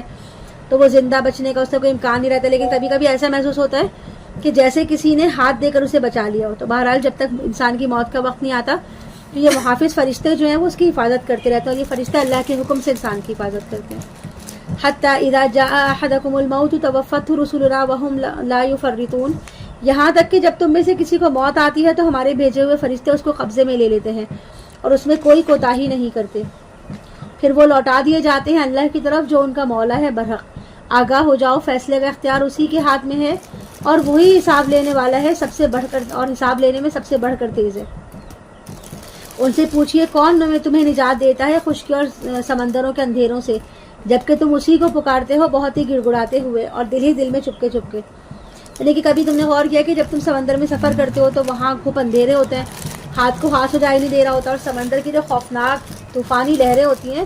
وہ ہر لمحہ انسان کو موت کا پیغام دے رہی ہوتی ہیں۔ تو ایسے میں اللہ کے سوا تمہیں کون بچاتا ہے، کون تمہاری دستگیری کرتا ہے، اور کون تمہارے لیے وہاں سے عافیت کے ساتھ نکل جانے کا راستہ نکالتا ہے۔ اور جب ایسا خطرناک وقت ہوتا ہے تو کسی کو کوئی خدا یاد نہیں آتا، سب کو بھول جاتے ہیں، اور سب کیا کہتے ہیں، اللہ ہمیں بچا لے، اللہ سے حفاظت مانگتے ہیں۔ لئن انجانا من هذه لنکونن من الشاکرین، اور کہتے ہو اگر اللہ نے ہمیں اس سے بچا لیا تو ہم ضرور شکر گزار بن جائیں گے۔ کہیں اللہ ہی نجات دیتا ہے تمہیں ہر اس تکلیف سے، پھر تم شرک کرنے لگتے ہو۔ یعنی کہ اس وقت تو بس اللہ اللہ کرتے ہو، لیکن بعد میں کیا ہوتا ہے کہ جہاں تمہیں مصیبت سے نجات مل جاتی ہے پھر وہی دنیا کے دھندوں میں کھو جاتے ہو، وہی دیویاں دیوتے جھوٹے معبود تمہیں یاد آنے لگتے ہیں۔ قل هو القاہر علی ان یبعث علیکم عذابا من فوقکم، کہہ دیجئے وہ قادر ہے اس پر کہ تم پر بھیجے کوئی عذاب تمہارے اوپر سے یا تمہارے قدموں کے نیچے سے، یا تمہیں گروہوں میں تقسیم کر دے اور ایک طاقت کا مزہ دوسرے کو چکھائے۔ یعنی کہ عذاب جو اوپر سے آنے کا مقصد کیا ہے کہ آسمان کو کوئی ٹکڑا شہاب ثاقب گر جائے، اور زمین سے عذاب کا کیا طریقہ ہے کہ زمین پھٹ سکتی ہے، زلزلے بھی آ سکتے ہیں، زمین میں شہر جو ہے وہ زمین میں دھس جائیں، یا پھر جو تیسرا طریقہ ہے گروہوں میں تقسیم کرنے کا وہ کیا ہے کہ خانہ جنگی، کہ آپس میں جو لوگ ہیں، عوام ہیں، قوم ہے، وہی آپس میں لڑنا جھگڑنا شروع کر دیں۔ اور اللہ تعالیٰ کو آسمان سے کچھ گرانے کی ضرورت نہیں ہے، نہ ہی زمین میں دھسانے کی، بلکہ جو گروہ بندی ہے نا، باہمی خون ریزی، یہی اللہ کے عذاب کا بدترین شکل ہے۔ انظر کیف نصرف الآیات لعلہم یفقہون، دیکھو کس کس طرح ہم اپنی آیات کی تصریف کرتے ہیں تاکہ وہ سمجھے۔ اور اے نبی صلی اللہ علیہ وسلم، آپ کی قوم نے اسے جھٹلا دیا حالانکہ وہ حق ہے، یعنی کہ قرآن۔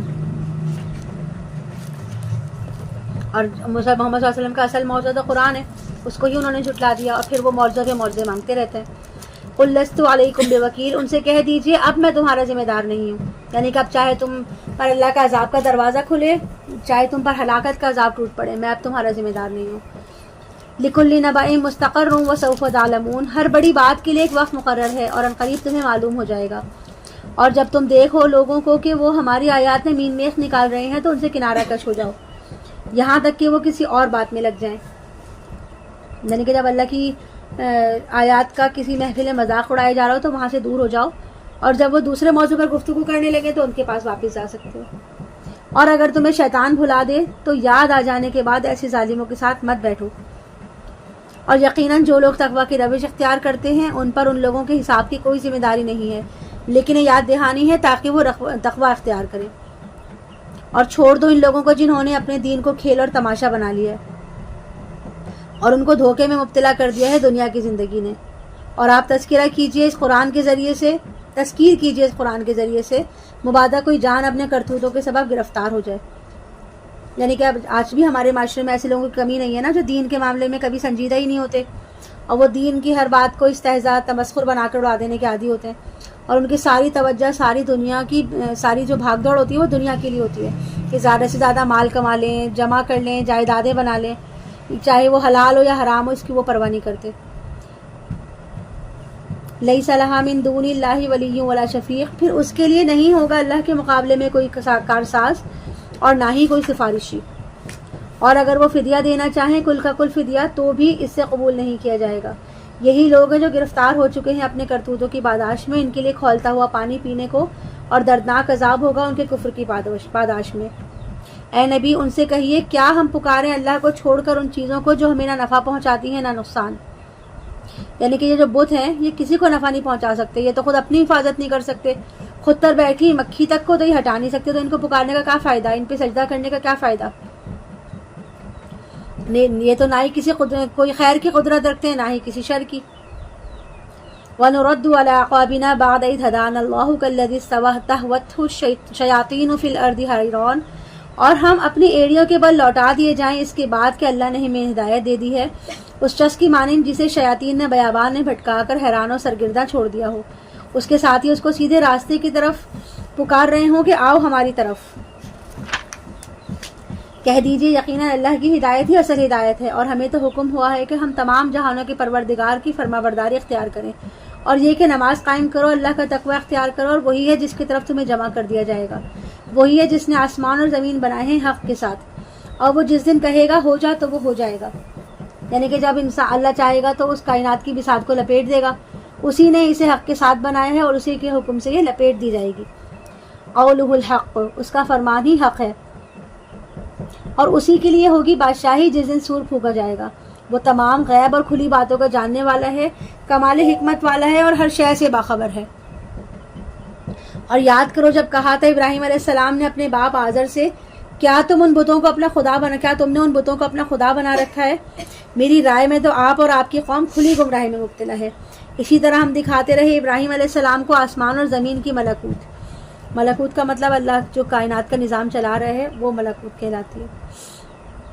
وَلِيَكُونَ مِنَ الْمُوقِنِينَ، تاکہ وہ پوری طرح یقین کرنے والوں میں سے ہو جائیں۔ پس جب رات نے ان ابراہیم علیہ السلام کو اپنی تاریکی میں ڈھانپ لیا تو انہوں نے دیکھا ایک چمکدار ستارے کو، تو کہا کہ یہ میرا رب ہے، یعنی کہ تھوڑا تعجب سے کہا کہ کیا یہ میرا رب ہے؟ پھر جب وہ غروب ہو گیا تو کہنے لگے کہ میں غروب ہو جانے والوں کو پسند نہیں کرتا، یعنی کہ میں اس کو کیسے اپنا خدا مان لوں۔ یہ قوم جس میں ابراہیم علیہ السلام بھیجے گئے تھے وہ ستاروں کی بھی پوجا کرتی تھی، بتوں کی بھی پوجا کرتی تھی، اور اپنے بادشاہوں کی بھی پوجا کرتی تھی، یعنی کہ تینوں قسم کے شرک وہ کرتی تھی۔ پھر جب انہوں نے دیکھا چاند چمکتا ہوا تو کہا کہ یہ ہے میرا رب۔ پھر جب وہ بھی غائب ہو گیا تو انہوں نے کہا اگر میرے رب نے مجھے ہدایت نہ دی تو میں گمراہوں میں سے ہو جاؤں گا۔ تو پھر جب دیکھا سورج کو بہت چمکدار تو کہنے لگے ہاں یہ ہے میرا رب، یہ سب سے بڑا ہے۔ پھر جب وہ غائب ہو گیا تو انہوں نے کہا کہ اے میری قوم کے لوگوں، میں اعلان برات کرتا ہوں، یعنی بیزاری کا اظہار کرتا ہوں ان سب سے جنہیں تم شریک ٹھہرا رہے ہو۔ انی وجہت وجہی للذی فطر السماوات والارض حنیفا وما انا من المشرکین، میں نے تو اپنا رخ کر لیا ہے یکسو ہو کر اس ہستی کی طرف جس نے آسمان اور زمین کو بنایا ہے، اور میں مشرکوں میں سے نہیں ہوں۔ اب اس پر آپ علیہ السلام کی قوم آپ علیہ السلام سے بحث کرنے لگی، یعنی کہ انہوں نے ابراہیم علیہ السلام سے حجت بازی شروع کر دی کہ یہ تم نے کیا کہہ دیا، تمام دیوی دیوتاؤں کی نفی کر دی، سارے ستارے چاند سورج کی ربیت کا انکار کر دیا، اب ان دیوی دیوتاؤں اور ستاروں کی نحوست تم پر پڑے گی، اور اب تم انجام کے لیے تیار ہو جاؤ، تمہاری شامت آنے والی ہے۔ تو اس پر ابراہیم علیہ السلام نے کیا کہا کہ ابراہیم علیہ السلام نے کہا کیا تم مجھ سے حجت بازی کر رہے ہو اللہ کے بارے میں، جبکہ مجھے تو اس نے ہدایت دی ہے اور مجھے کوئی خوف نہیں ہے ان ہستیوں کا جنہیں تم اس کا شریک ٹھہرا رہے ہو، سوائے اس کے کہ میرا رب ہی کوئی بات چاہے، یعنی کہ اگر اللہ مجھے کوئی تکلیف دینا چاہے گا، آزمانا چاہے گا تو ٹھیک ہے، کیونکہ وہ میرا خالق ہے، میرا رب ہے، لیکن اس کے علاوہ مجھے کسی کا کوئی خوف نہیں ہے، نہ کسی دیوتا دیویوں کا، اور نہ ہی کسی ستارے کی نحوست کا، نہ ہی کسی اور کا۔ میرا رب ہر شے کا علم کے اعتبار سے احاطہ کیے ہوئے ہے، کیا تم لوگوں کو نصیحت حاصل نہیں کرتے؟ اور میں کیسے ڈروں ان سے جنہیں تم نے شریک ٹھہرا رکھا ہے، جبکہ تم اس بات سے نہیں ڈرتے کہ تم نے اللہ کے ساتھ شریک ٹھہرا لیے ہیں جن کے لیے اللہ نے تم پر کوئی سند نہیں اتاری۔ تو ہم دونوں فریقین میں سے کون امن کا زیادہ شروع کر دی کہ یہ تم نے کیا کہہ دیا، تمام دیوی دیوتاؤں کی نفی کر دی، سارے ستارے چاند سورج کی ربیت کا انکار کر دیا، اب ان دیوی دیوتاؤں اور ستاروں کی نحوست تم پر پڑے گی، اور اب تم انجام کے لیے تیار ہو جاؤ، تمہاری شامت آنے والی ہے۔ تو اس پر ابراہیم علیہ السلام نے کیا کہا کہ ابراہیم علیہ السلام نے کہا کیا تم مجھ سے حجت بازی کر رہے ہو اللہ کے بارے میں، جبکہ مجھے تو اس نے ہدایت دی ہے اور مجھے کوئی خوف نہیں ہے ان ہستیوں کا جنہیں تم اس کا شریک ٹھہرا رہے ہو، سوائے اس کے کہ میرا رب ہی کوئی بات چاہے، یعنی کہ اگر اللہ مجھے کوئی تکلیف دینا چاہے گا، آزمانا چاہے گا تو ٹھیک ہے، کیونکہ وہ میرا خالق ہے، میرا رب ہے، لیکن اس کے علاوہ مجھے کسی کا کوئی خوف نہیں ہے، نہ کسی دیوتا دیویوں کا، اور نہ ہی کسی ستارے کی نحوست کا، نہ ہی کسی اور کا۔ میرا رب ہر شے کا علم کے اعتبار سے احاطہ کیے ہوئے ہے، کیا تم لوگوں کو نصیحت حاصل نہیں کرتے؟ اور میں کیسے ڈروں ان سے جنہیں تم نے شریک ٹھہرا رکھا ہے، جبکہ تم اس بات سے نہیں ڈرتے کہ تم نے اللہ کے ساتھ شریک ٹھہرا لیے ہیں جن کے لیے اللہ نے تم پر کوئی سند نہیں اتاری۔ تو ہم دونوں فریقین میں سے کون امن کا زیادہ حقدار ہے اگر تم علم رکھتے ہو، یعنی کہ ایک شخص جو موحد ہے اور ایک اللہ پر ایمان رکھتا ہے، یقین رکھتا ہے کہ وہ ساری کائنات کا بلا شرکت غیر مالک ہے، ہر شے اللہ کی قدرت میں، جبکہ دوسرا کون ہے؟ دوسرا وہی جو اللہ کو ماننے کے ساتھ ساتھ اس کے اقتدار میں اختیار میں دوسرے لوگوں کو بھی شریک سمجھتا ہے، کچھ جھوٹے معبودوں اور دیوی دیوتاؤں کو بھی مانتا ہے۔ تو اب ذرا بتاؤ کہ امن، چین، روحانی اطمینان اور سکون جو ہے وہ کس کو زیادہ ملے گا، اللہ کے کو واحد ماننے والے کو یا اللہ کے ساتھ شرک کرنے والے کو؟ پھر اس کا جواب بھی انہوں نے خود ہی ارشاد فرما دیا، الذین آمنوا ولم یلبسوا ایمانہم بظلم، یقیناً وہ لوگ جو ایمان لائے اور انہوں نے اپنے ایمان کو کسی طرح کے شرک سے آلودہ نہیں کیا، وہی لوگ ہیں جن کے لیے امن ہے اور وہی راہیاب ہوں گے۔ وَتِلْكَ حُجَّتُنَا آتَيْنَاهَا إِبْرَاهِيمَ عَلَىٰ قَوْمِهِ، یہ ہماری وہ حجت تھی جو ہم نے ابراہیم علیہ السلام کو عطا کی تھی اس کی قوم کے خلاف۔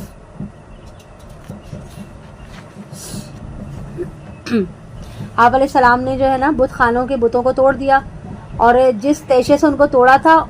اس بڑے بت کی گردن میں اس کو لٹکا دیا۔ اب پوچھا لوگوں نے کہ یہ کس نے کیا، تو آپ نے جواب دیا کہ اس بڑے بت نے ہی یہ کام کیا ہوگا جو صحیح سالم کھڑا ہے، کیونکہ اعلی واردات جو ہے وہ بھی اسی کے پاس ہے۔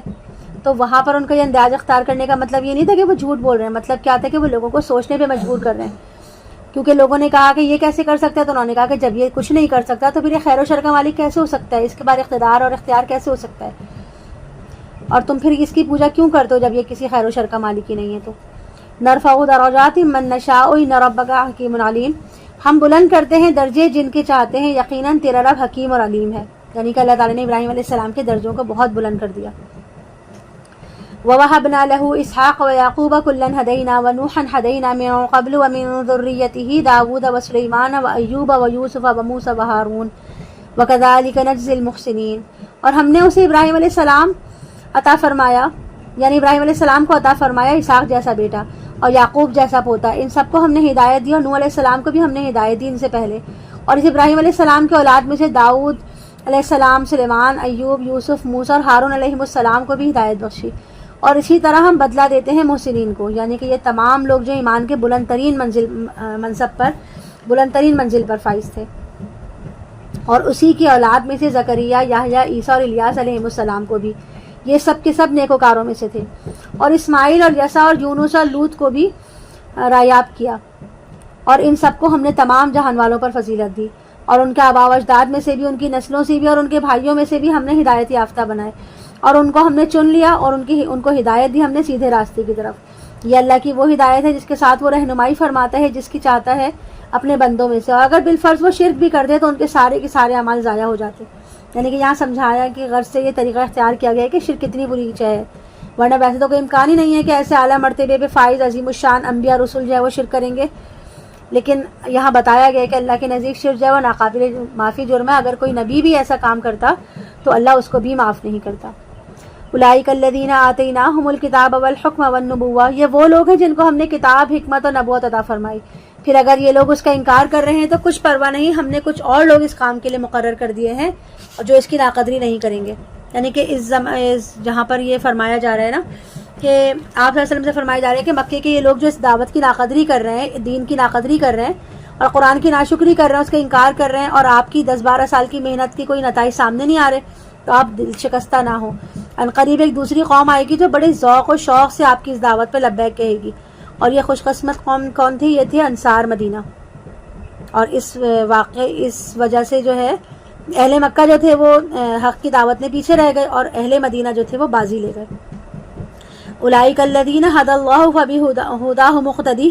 یہی لوگ ہیں جن کو اللہ نے ہدایت دی تھی تو آپ بھی ان کی ہدایت کی پیروی کیجیے۔ کہہ دیجئے میں تم سے اس پر کسی اجر کا طالب نہیں ہوں، یہ نہیں ہے مگر تمام جہان والوں کے لیے یاد دہانی، یعنی کہ یہ قرآن تو تمام دنیا کے لیے نصیحت یاد دہانی ہے، جو چاہے اس سے فیضیاب ہو جائے اور جو چاہے اسے نور حاصل کر لے اور جو چاہے وہ صراط مستقیم کی رہنمائی اخذ کر لے۔ وما قدر اللہ حق قدرہ اذ قالوا ما انزل اللہ علی بشر من شیء، اور انہوں نے ہرگز اللہ کی قدر نہ پہچانی جیسے کہ اس کا حق تھا جب انہوں نے کہا کہ نہیں اتاری اللہ نے کسی بھی انسان پر کوئی چیز۔ آپ پوچھئے کہ پھر کس نے اتاری تھی وہ کتاب جو موسیٰ علیہ السلام لے کر آئے تھے، جو خود نور کی طرح روشن تھی اور لوگوں کے لیے ہدایت بھی تھی؟ کیونکہ تورات جو تھی وہ موسیٰ علیہ السلام کی من گھڑت تھی، کیا انہوں نے وہ اپنے ہاتھوں سے لکھی تھی؟ تم نے اسے ورق کر دیا ہے، اس کے احکام میں سے کچھ کو ظاہر کرتے ہو اور اکثر کو چھپاتے ہو، اور تمہیں سکھائی گئی تھی تورات کے ذریعے سے وہ سب باتیں جو نہ تم جانتے تھے اور نہ ہی تمہارے آباء و اجداد۔ کہیے یہ سب نازل کیا تھا اللہ نے،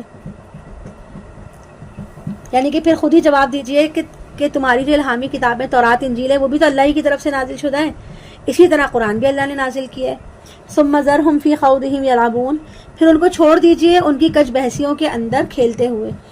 کہ وہ اس میں کھیلتے رہیں، اور اسی طرح یہ ایک کتاب ہے جسے ہم نے نازل کیا ہے، بڑی بابرکت تصدیق کرنے والی ہے، اس کی جو اس کے سامنے موجود ہے، تاکہ آپ خبردار رہیں ام القری مکہ اور اس کے آس پاس رہنے والے لوگوں کو. اور وہ لوگ جو آخرت پر ایمان رکھتے ہیں اس قرآن پر بھی ایمان لے آئیں گے.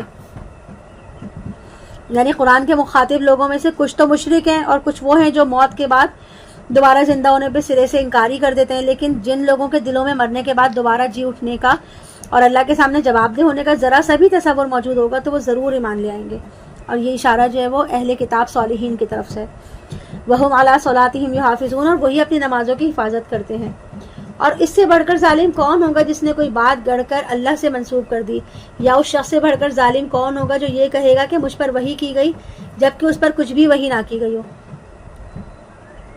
اور جو کہے کہ میں بھی اتار سکتا ہوں جیسا کلام اللہ نے اتارا ہے. وہ لوگ ویسے تو سمجھتے تھے، ان کو معلوم ہی تھا کہ اللہ کے کلام کو، اس کی مثال کو پیش کرنا کسی انسان کے بس کی بات ہی نہیں، پھر بھی زبان سے الفاظ کہہ دینے کی حد تک تو وہ انہوں نے کسی نے ایسا کہہ دیا ہوگا.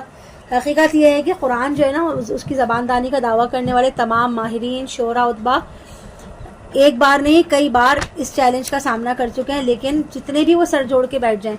لیکن اللہ کے کلام جیسا کوئی کلام وہ لانے کی ہمت کبھی بھی نہ کر سکے. وَلَوْ تَرَىٰ إِذِ الظَّالِمُونَ فِي غَمَرَاتِ الْمَوْتِ وَالْمَلَائِكَةُ بَاسِطُو أَيْدِيهِمْ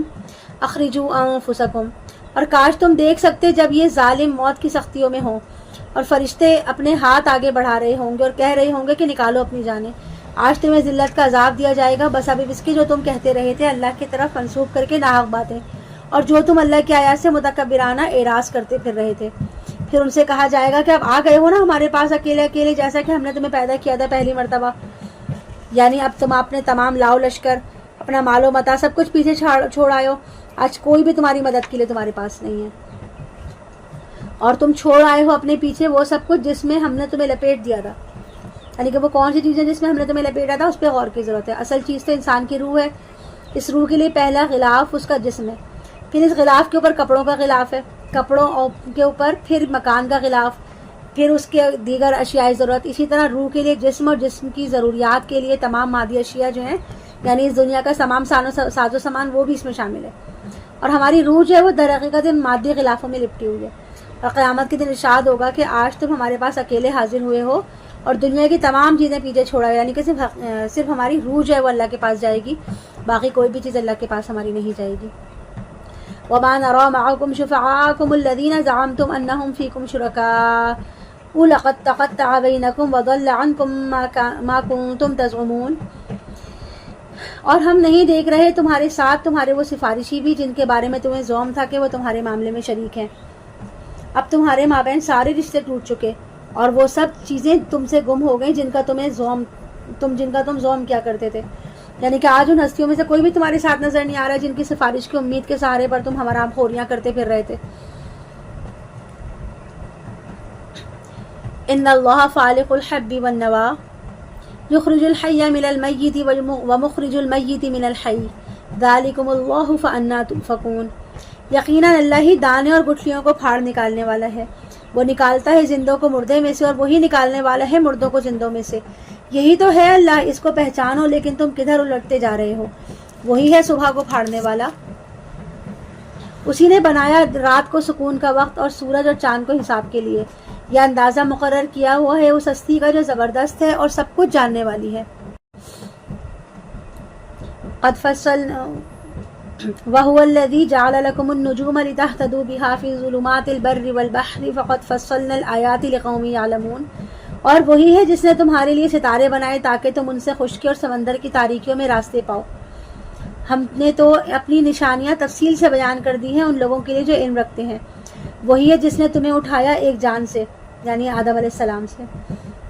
پھر تمہارے لیے ایک تو مستقل ٹھکانہ ہے اور ایک کچھ دیر امانتاً رکھنے جانے کی جگہ. مستقل ٹھکانہ کیا ہے؟ مستقل ٹھکانہ یعنی کہ جو وقتی ٹھکانہ ہے ہمارا وہ تو دنیا ہے مستقر جہاں پر ہم رہ رہے ہیں، اور مستودع جو ہے اس سے مراد رحم مادر ہے. اور دوسری رائے یہ ہے کہ مستقر آخرت ہے اور مستودع جو ہے وہ قبر ہے. قبر میں انسان کو عارضی طور پر امانتاً رکھا جاتا ہے اور یہ عالم برزخ ہے، اور یہاں سے جو بالآخر انسان جو ہے وہ آخرت کی طرف مستقر کی طرف جائے گا. اور تیسری رائے یہ ہے کہ مستقر جو ہے وہ آخرت ہے اور مستودع جو ہے وہ دنیا ہے، اور دنیا میں جو وقت ہم گزار رہے ہیں یہ آخرت کے مقابلے میں بہت عارضی ہے. قد فصلنا الآیات لقوم یفقہون، ہم نے تو اپنی آیات کو واضح کر دیا ہے ان لوگوں کے لیے جو سمجھ بوجھ، تاکہ وہ سمجھ بوجھ سے کام لیں. اور وہی ہے جس نے اتارا آسمان یا بلندی سے پانی، پھر ہم نے نکالی اس کے ذریعے سے ہر قسم کی نباتات، اور ہم نے اگائے اس سے سرسبز کھیت جن میں سے ہم نکالتے ہیں دانے تہ در تہ ایک دوسرے کے اوپر چڑھے ہوئے، اور کھجور کے گابے میں سے لٹکتے ہوئے خوشے، اور ہم نے بنا دیے باغات انگوروں کے اور زیتون اور انار کے، جو رنگ شکل اور ذائقے کے اعتبار سے آپس سے مشابہ بھی ہیں اور مختلف بھی۔ دیکھو اس کے پھل کو جب وہ پھل لاتا ہے، اور دیکھو اس کے پکنے کو جب یہ پکتا ہے۔ یقیناً اس میں نشانیاں ہیں ان لوگوں کے لیے جو ایمان رکھتے ہیں۔ یعنی ایسی نشانیوں پہ غور کرنے سے تو کمزور ایمان والوں کا ایمان بڑھ جائے گا اور دل میں ان کے یقین میں اضافہ ہو جائے گا، اور جن کے دلوں میں ہدایت کی طلب ہے انہیں ایسے مشاہدے سے ایمان کی دولت نصیب ہوگی۔ وَجَعَلُوا لِلَّهِ شُرَكَاءَ الْجِنَّ وَخَلَقَهُمْ، اور انہوں نے اللہ کا شریک ٹھہرا لیا جنات کو، حالانکہ اس نے ہی ان کو پیدا کیا ہے، اور اس کے لیے انہوں نے گھڑ لیے ہیں بیٹے اور بیٹیاں بغیر کسی علمی صنعت کے، یعنی کہ عیسیٰ علیہ السلام اور عزیر علیہ السلام کو اللہ کا بیٹا قرار دے دیا، اور فرشتوں کے بارے میں کہہ دیا کہ یہ اللہ کی بیٹی ہیں۔ سبحانہ و تعالی عما یصفون، وہ بہت پاک ہے اور وہ بہت بلند و بالا ہے ان تمام چیزوں سے جو یہ بیان کر رہے ہیں۔ وہ عدم سے وجود میں لانے والا ہے آسمان اور زمین کو، اس کے اولاد کیسے ہو سکتی ہے جبکہ اس کی تو بیوی ہی نہیں، اور اس نے تو ہر شے کو پیدا کیا ہے، اور وہ ہر چیز کا علم رکھتا ہے۔ وہ ہے تو اللہ تمہارا رب، اس کے سوا کوئی معبود نہیں، وہ ہر شے کا پیدا کرنے والا ہے، بس تم اسی کی بندگی کرو، اور وہ ہر شے کا کارساز ہے۔ اسے نگاہیں نہیں پا سکتی جبکہ وہ تمہاری نگاہوں کو پا لیتا ہے۔ وہ لطیف بھی ہے یعنی باریک بین بھی ہے، اور ہر چیز سے باخبر بھی ہے۔ دیکھو تمہارے پاس آ چکی ہیں بصورت افروز باتیں تمہاری رب کی طرف سے، تو اب جو کوئی بینائی سے کام لے گا تو وہ اپنے ہی بھلے کے لیے، اور جو کوئی اندھا بن جائے گا تو اس کا وبال اسی پر ہوگا، اور میں تمہارے اوپر کوئی نگران نہیں ہوں۔ یعنی کہ ہر کوئی اپنے عمل کا خود ذمہ دار ہوگا۔ میری ذمہ داری تم تک تھی اللہ کا پیغام پہنچانا، اب میں تمہاری طرف سے جواب دہ نہیں ہوں گا، اپنے عمل کے تم خود ذمہ دار ہوگے۔ وَكَذَلِكَ نُصَرِّفُ الْآيَاتِ وَلِيَقُولُوا دَرَسْتَ وَلِنُبَيِّنَهُ لِقَوْمٍ يَعْلَمُونَ، اور اسی طرح ہم اپنی آیات کو گردش دلاتے ہیں تاکہ یہ پکار اٹھے کہ اے نبی صلی اللہ علیہ وسلم آپ نے سمجھا دیا، اور تاکہ ہم واضح کر دیں اس کو ہر طرح سے ان لوگوں کے لیے جو علم رکھتے ہیں یا جو علم حاصل کرنا چاہتے ہیں۔ آپ پیروی کیے جائیں اس کی جو وحی کیا جا رہا ہے آپ پر اور آپ کے رب کی طرف سے، اس کے سوا کوئی معبود نہیں، اور ان مشرکوں سے کنارہ کشی اختیار کر لیجئے، اور اگر اللہ چاہتا تو یہ شرک نہ کرتے، اور اے نبی ہم نے آپ کو ان پر نگران بنا کر نہیں بھیجا، اور نہ ہی آپ ان کے ضامن ہیں، اور مت گالیاں دو یا مت برا بھلا کہو ان کو جنہیں یہ پکارتے ہیں اللہ کے سوا، تو وہ اللہ کو گالیاں دینے لگیں گے زیادتی کرتے ہوئے بغیر سوچے سمجھے۔ اس طرح ہم نے ہر قوم کے لیے اس کے عمل کو مزین کر دیا ہے، یعنی کہ جوش میں آ کر ان کے بتوں کو بلا بھلا مت کہو، کیونکہ وہ ان کو اپنے معبود سمجھتے ہیں، اور ان کے ذہنوں میں تو ان کی عظمت اور عقیدت بہت زیادہ ہے، اس لیے کہیں ایسا نہ ہو کہ وہ غصے میں آ کے جواباً اللہ کو گالیاں دینے لگ جائیں۔ تو لہٰذا تم جب ان کو کچھ سکھاؤ سمجھاؤ تو اشتعال آمیز انداز اختیار نہ کرو، بلکہ جو ہے نرمی کا انداز اختیار کرو۔ اور جس طرح ہر کوئی اپنی عقیدت میں خوش ہے، اسی طرح مشرکین بھی اپنے بتوں کی عقیدت میں مگن ہے۔ اب ظاہری بات ہے کہ وہ تو ان کو معبود سمجھتے ہیں، اور ان کے بارے میں ان کے جذبات ہی بہت حساس ہیں، اسی لیے ان کو مناسب انداز میں آپ سمجھائیں، لیکن اور تبلیغ کریں، تذکیر کریں، ڈرائیں بھی اور خوشخبری بھی دیں، لیکن ہر طریقے سے، لیکن کیا کریں کہ ان کے معبودوں کو برا بھلا نہ کہیں۔ ثم الى ربهم مرجعهم فينبئهم بما كانوا يعملون، پھر اپنے رب ہی کی طرف ان سب کو لوٹنا ہے تو وہ ان کو جتلا دے گا جو کچھ وہ کر رہے تھے، اور وہ اللہ کی قسمیں کھا رہے ہیں شد و مت کے ساتھ۔ اگر ان کے پاس کوئی نشانی آ جائے تو وہ لازماً ایمان لے آئیں گے۔ کہہ دیجئے کہ نشانیاں کا تو پورا کا پورا اختیار اللہ ہی کے ہاتھ میں ہے۔ اب آپ ان کو صاف طور پہ بتا دیں کہ میرے اختیار میں نہیں ہے، یہ اللہ کا فیصلہ ہے، وہ اس طرح کا کوئی معجزہ تمہیں دکھانا ہی نہیں چاہتا۔ اور ان کی اس طرح کی باتوں کا جو اثر تھا، کیونکہ مسلمانوں بھی پڑھنے کا امکان تھا، اس لیے آگے فرمایا کہ اے مسلمانوں تمہیں کیا معلوم کہ جب وہ نشانی آ جائے گی تب بھی ایمان نہیں لائیں گے۔ یعنی کہ یہ لوگ تو معجزہ دیکھنے کے بعد بھی ایمان نہیں لائیں گے، اور لیکن بس ہوگا کیا کہ معجزہ دیکھنے کے بعد ان کی مہلت ختم ہو جائے گی، اور فوری طور پر ان کو جو ہے وہ عذاب کی گرفت میں لے لیا جائے گا، اور معجزہ نہ دکھانے میں ان کی ہی بھلائی ہے۔ لہذا تم جو ان کی باتوں کو سن کر ایک تنگی اور گھٹن کو محسوس کرو اپنے دل میں، اس کو برداشت کرو اور ان کے مطالبے کو نظر انداز کر دو۔ وَنُقَلِّبُ أَفْئِدَتَهُمْ وَأَبْصَارَهُمْ كَمَا لَمْ يُؤْمِنُوا بِهِ أَوَّلَ مَرَّةٍ، اور ہم ان کے دلوں اور ان کی نگاہوں کو الٹ دیں گے جس طرح وہ ایمان نہیں لائے تھے پہلی مرتبہ۔ وَنَذَرَهُمْ فِي طُغْيَانِهِمْ يَعْمَهُونَ، اور ہم ان کو چھوڑ دیں گے اپنی سرکشی کے اندر بھٹکتے ہوئے. یہی لفظ جو یامہون ہے یہ سورۃ البقرہ میں بھی ہم آیت نمبر 15 میں پڑھ چکے ہیں، اور اسی طرح آیت نمبر 18 میں بھی پڑھا تھا سم بکم عمیٌ. تو عمیہ جو ہوتا ہے عمیہ، اس کا مطلب ہوتا ہے بصیرت سے محرومی، یعنی کہ باطنی اندھے پن کے لیے آتا ہے. اور یاما کا مطلب کیا ہے؟ بصارت سے محرومی، یعنی آنکھوں سے اندھا ہونے کے لیے استعمال ہوتا ہے. اور یہاں فرمایا کہ ہم چھوڑ دیں گے ان کو ان کی باطنی، ذہنی، نفسیاتی اور اخلاقی گمراہیوں کے اندھیرے میں بھٹکنے کے لیے، اس وجہ سے کہ انہوں نے اللہ کی آیت کا انکار کیا اور وہ اللہ کو جھٹلاتے رہے، اور حق دیکھنے کے بعد بھی انہوں نے حق پر جو ہے وہ ایمان نہیں لائے. وہ تو ہم سب کو کیا کرنا ہوتا ہے کہ جب ہم حق کو دیکھ لیں، حق کو سن لیں، احکامات کو اللہ تعالیٰ کے ہم تک پہنچ جائیں، تو ہمیں ان پر آمنا صدقنا کہنا ہے، سمینا و اطعنا کہنا ہے، یعنی کہ ہم نے سنا اور ہم نے فرما برداری کی، ہم نے مان لیا. یہاں الحمدللہ 7واں پارہ کمپلیٹ ہو گیا ہے. سبحانک اللہم و بحمدک، اشہد ان لا الہ الا انت، استغفرک و اتوب الیک. رب ارحمہما کما ربیانی صغیرا. ربنا ظلمنا انفسنا وان لم تغفر لنا وترحمنا لنکونن من الخاسرین. ربنا آتنا فی الدنیا حسنۃ وفی الآخرۃ حسنۃ وقنا عذاب النار. السلام علیکم ورحمۃ اللہ وبرکاتہ.